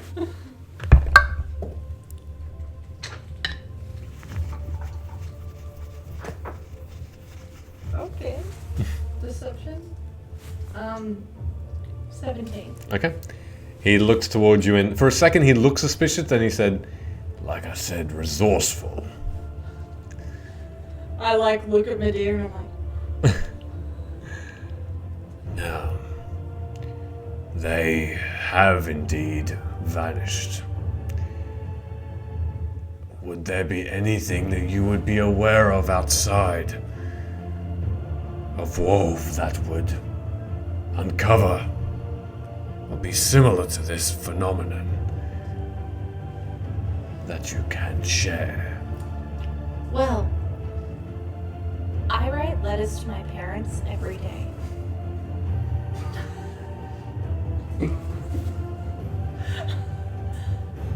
I can tell you everything that I've written to them and everything I've learned along this journey, but you have to promise something first.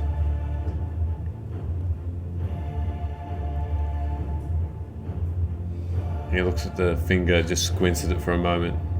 Have you heard of the pinky promise? A custom, I'm sure that when we are more in line with your behaviors, we will come to learn. Oh, they have never heard of it either. I don't have pinkies. It's true, she doesn't. I've said it a number of times, but you don't pay attention to me and only listen to the bad things I say. I Bad. was talking out of character. Anyway, Yeah, that was Emily. Yeah. No, I dropped the voice. Yeah. You have to promise that next time someone approaches the city, I'm not saying that you can't ask them questions or interrogate them. But if they have good intentions like us and they show acts of kindness and ask for nothing in return, that you don't throw them into an arena and spectate them while they fight for their lives, because I got shoved on a spike and it was quite unpleasant and I wouldn't like to do it again, and I'm sure the next person that acts the way I did would also not like that. So if you pinky promise, I will share everything I know. Again, I'm not accustomed to this pinky So what you do, promise. I'm so sorry to interrupt you, but what we do is I extend my pinky and you extend yours, and we shake them together. And I know yours is much larger than mine, but basically it's a sign of trust and respect, and if you break it, you die.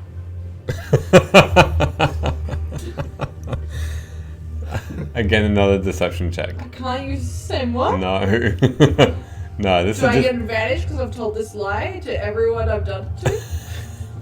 No, because it affects other people I'm gonna differently. guide myself. Because it's a cantrip. This is gonna go okay. It's a 25. 25. Fuck. You see this genuine shock come from this giant figure as he immediately initially puts his finger out, but then retracts it when you say die. I am a leader of my people, and I am not going to take a risk of death to undo everything I have done here for them. It's a metaphor. It's the death of your reputation and trust.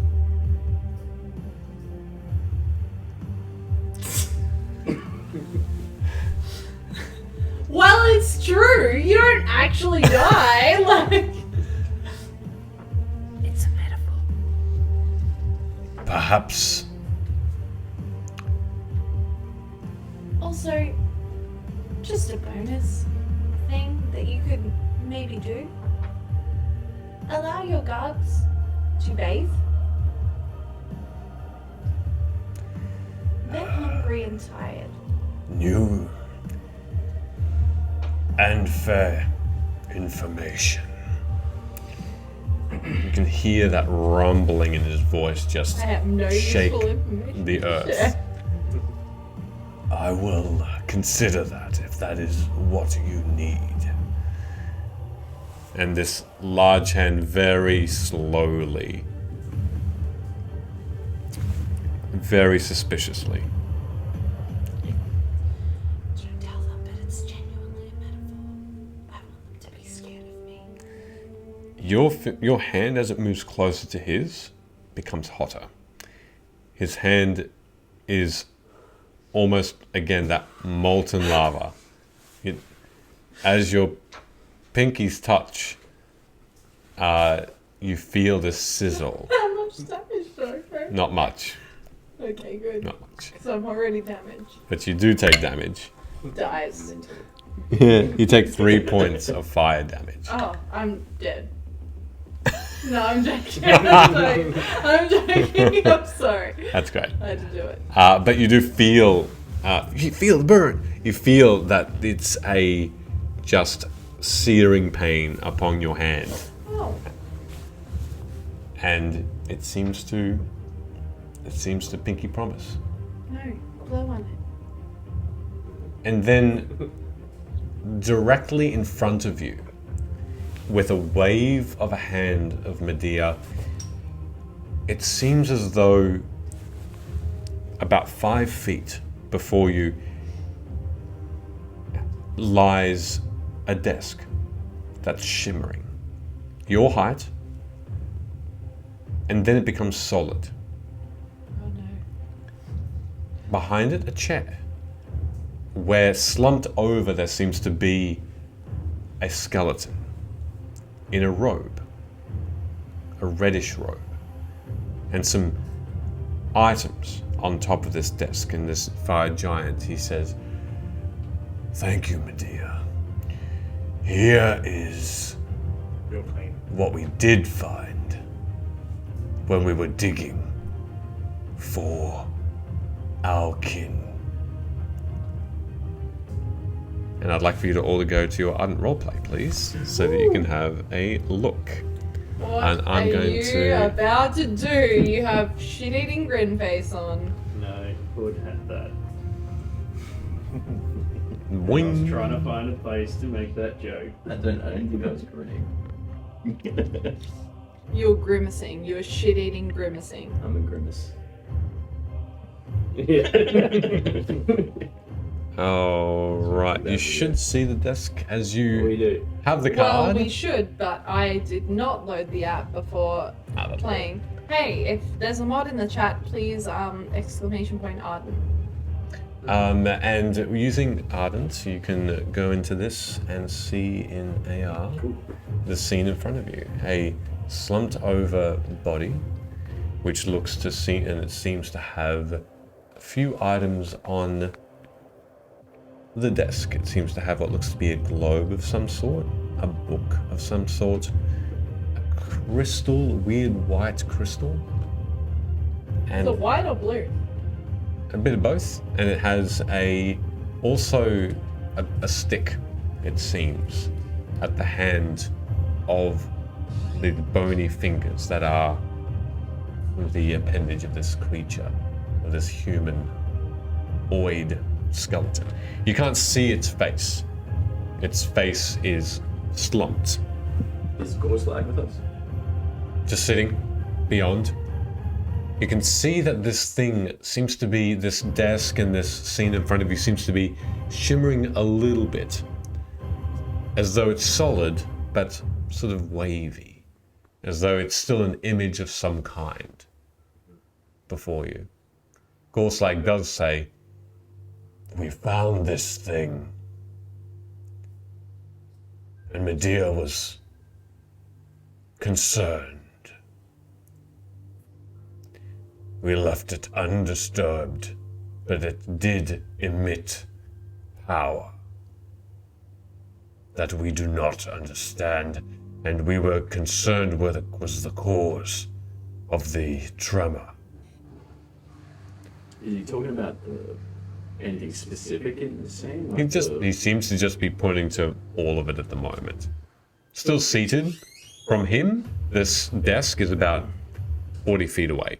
And is this like a, back of a better word, like a hologram of what this Yeah, is like? yeah, essentially it seems to be, but it still seems solid. How long ago? I'm gonna ask. How long ago was the tremor, the big one? 2 weeks. And as I look at this skeleton, is it an actual skeleton, clean bones?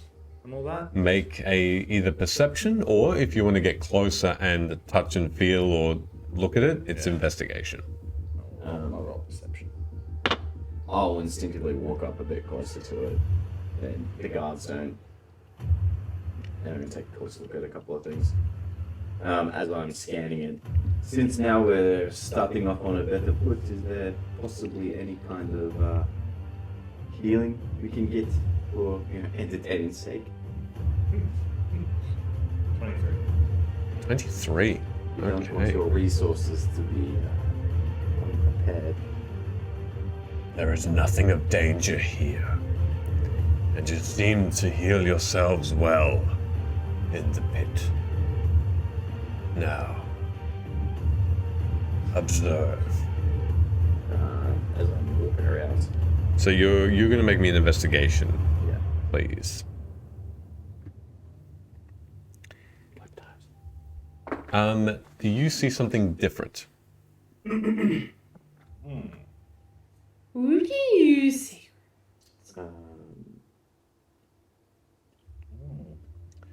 Yes, I see a Go.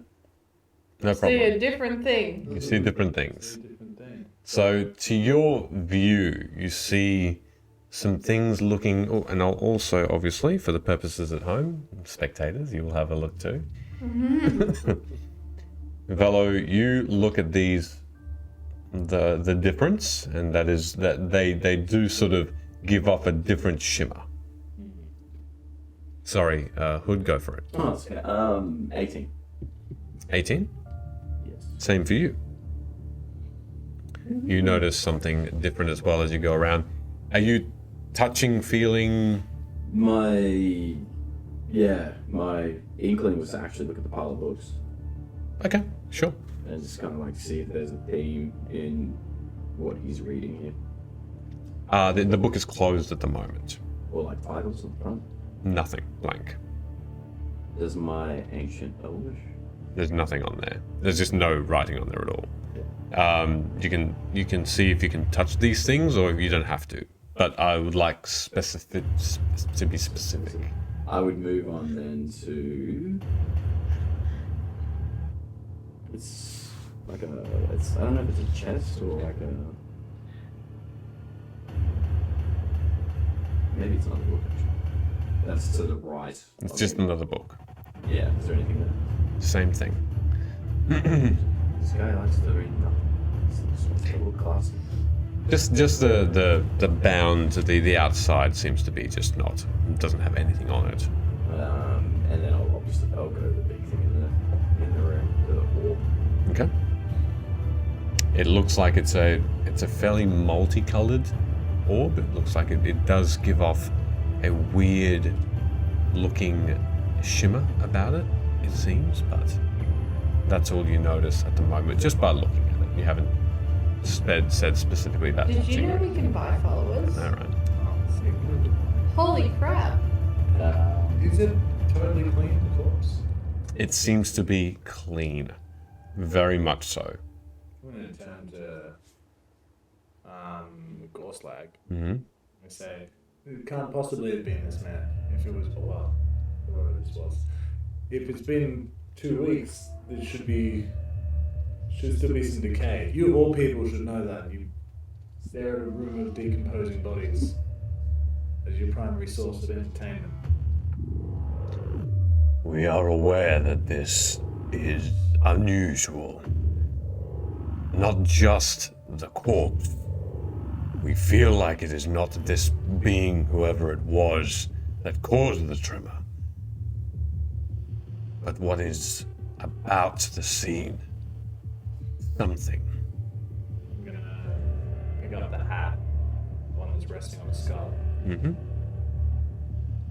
Do you think that he put this hat on the decorative skull, or do you think this was one of the severed head that he put on his dad's shoulder before he died? They kind of just decomposed together. Hey, what?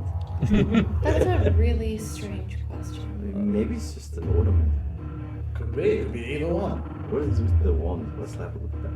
I'm going to put the hat on. But as you go down to pick up, it's not a shimmering illusion. This is produced in front of you. It is real. And so as you pick up the hat and you put it on, you seem to be now wearing a solid piece. So you would assume everything else is touchable, feelable, and able to be investigated. You don't feel any different. You look good in that. Maybe. Adds just a bit more. Can I Yeah, can I And your head ears down read there? I know. Can I head down there and investigate the crystals and the weird crystally ball looking thing? Yep, make an investigation check. Hood. Yeah, so the wand is the next thing I'm going to have a look at. Yep. Because it's just such a short amount of time, you'll use your same investigation roll. What was that? 18. 18? Yep. Well, yeah, 18. Are you doing anything with it or just looking at it? I'll pick it up. Okay. As you pick it up, it is just a glowing wooden stick, it seems. It's this deep yellow color, the wood, and the same sort of light seems to be emitting from it. There's nothing else amazing about it. It's as though it's like a glow stick, essentially. But Going through a raid. but it's heavy. It is heavy, heavier than you'd assume a stick would be. I wonder if it's got anything to do with this. So I put my hand on the orb. And Nothing happens. There's that glow again, multicolored glow from it, but otherwise it still swirls, but there's no change in speed. the crystals that are beside it, are they familiar to me? Like, As you look over, you do see Luna also looking at them. Okay, cool. Go on. 19. 19, yep. They don't seem familiar, no, but they are giving off this beautiful smell. This lovely perfume smell of... Again, it's weird.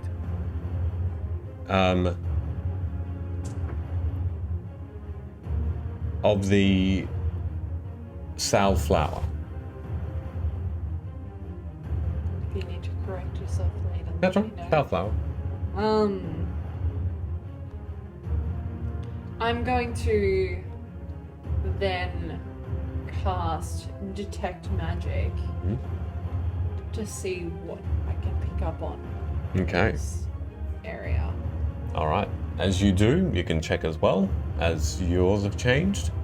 As you notice, Ooh, yeah. there is a change in the items in front of you. But on top of that as well, even the most change which is not there seems to be the figure itself. And you get this overwhelming sense of different magics from the different items, but necromancy from the figure. This darkish smoke seems to emit all the way around it.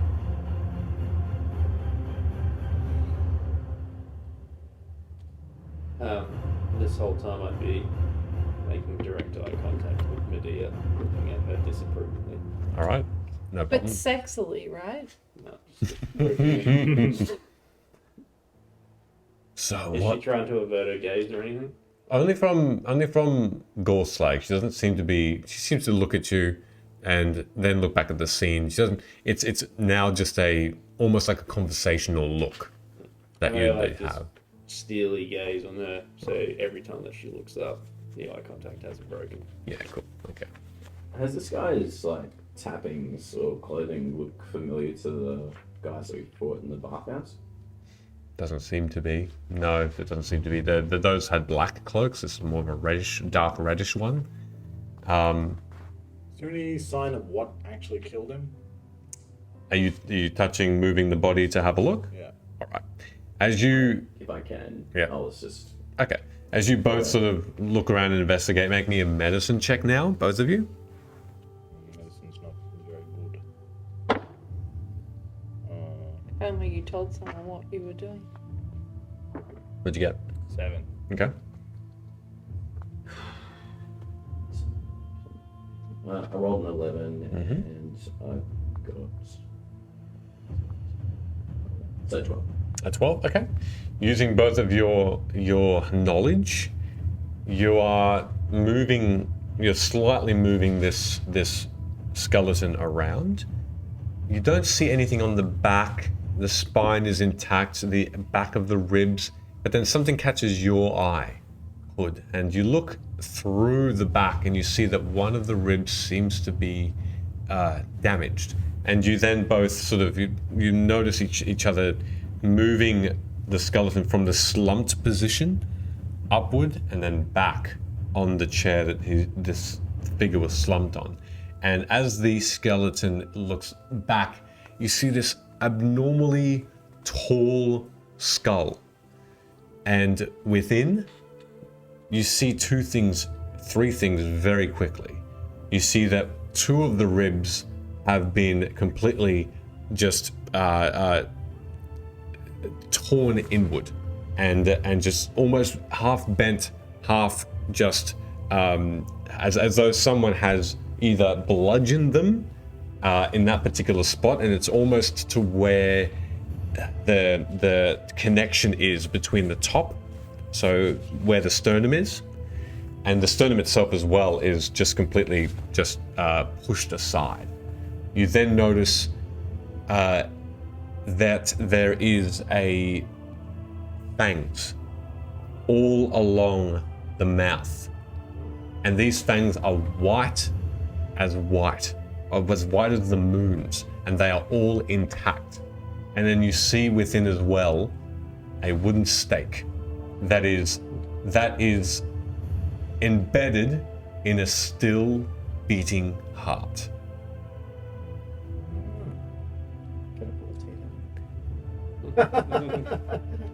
As you go in and have a look at that strength, a hand, skeletal, grabs onto you and pulls, and with enormous strength. Wait, that's necromancy.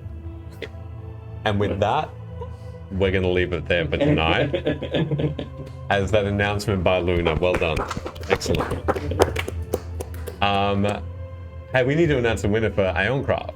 Yeah, we do. And We the do. level And I have them right here. I literally brought them up to double check that they fit all of the criteria. Real bony Sarah. It's truly That the was bony fantastic. Sarah. While you're grabbing I've got that, it here. that's great. You give a nice Aeoncraft spiel and Yeah, I'll that's exactly what say I the was name. going to say. Thank you so much, Aeoncraft. This is the first giveaway we are able to offer on behalf of him and his amazing store, his amazing apparel and dice. And it was a very cool month to get, rack up more people who are interested in getting that amazing shirt. Please visit his website, aeoncraft.com.au, and his Twitch channel to see how he pours his dice as well. You can commission them live on And stream. you can commission them. But do we have our winner, and would you like to announce it, please? The winner of this month's Aeoncraft giveaway. Whoa. Is Magic Gal Media. Oh, Who I will DM on Twitter very Magic shortly. Girl Media. Magic Girl Media. If you don't know who congratulations. they are, because I've just got their bio up in front of me, is I've seen them in our self-promo Saturdays a Sweet, couple of sweet. times. Sounds pretty cool. So they are the creator of their own TTRPG, which is called Black Rhapsody, and it's an 18+ dark magic girl horror series. Cool. So That's awesome. Check them out. sounds Yeah. cool. Nice. Amazing. Well, congratulations. You've won that amazing shirt. You and Aeoncraft will connect, and that's awesome. That's cool that we can build that community a little bit also by connecting, people together. That's cool. Also, like Reflex Saves got their Yes, they did. glass, which yes. is really cool. Yeah, We that's found out Reflex Saves literally lives across way. the road from us somewhere. Pretty much. So, Yeah. Nice. Well, that's us for tonight. Thank you very, very much for tuning in, and those who watch overnight and throughout the week. Hope you enjoyed it. That was lots of fun. And have a- I'm going to interrupt you one more Please. time because who would I be? Sure. Because you'll never plug yourself. We'll plug Michele because he's game 1 on Jasper's game day. Thank you for interrupting my charity shout out. How dare you, dirty men.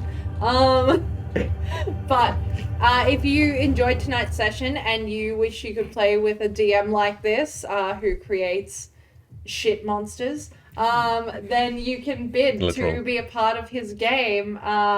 If you want to find out what the link is, it's !JGD Michele, That's it. which is Michelle but with one less L. Yeah, that's me. That's me. And if you're too scared to not... Wait, if you're too scared to be DM'd by him, you may play with him by doing the exact same command but number 2 at the end. Shut up. Well, with that... Allow me to do the command. with that dirty talk, we'll... Okay, you're doing the command? Yeah, just because I'm watching the mods fail. Put the one in. Hey, should we raid someone? Yes. Oh yeah, shit. Hold on, wait. Let me look at who I'm following. Yeah, go for it, and I'll raid them. Let's see who we got. Let's go to someone different tonight. Yeah, totally. But anyway, thank you very much, everybody. We'll get to rating soon. Let's go to someone who's also a part of Jasper's game day. Oh, Can we go awesome. to wisdom saves? Yeah, sure. Which is Yeah, there it capital is. W, capital S. All right, everybody. Well, I'll start the raid. I think we've rated them before. Yeah, we have. But that's cool. We're 5 seconds away, but have an amazing night. We'll see everybody next week for episode 12, and take care. Beautiful. Everyone hold for 6 seconds. All right.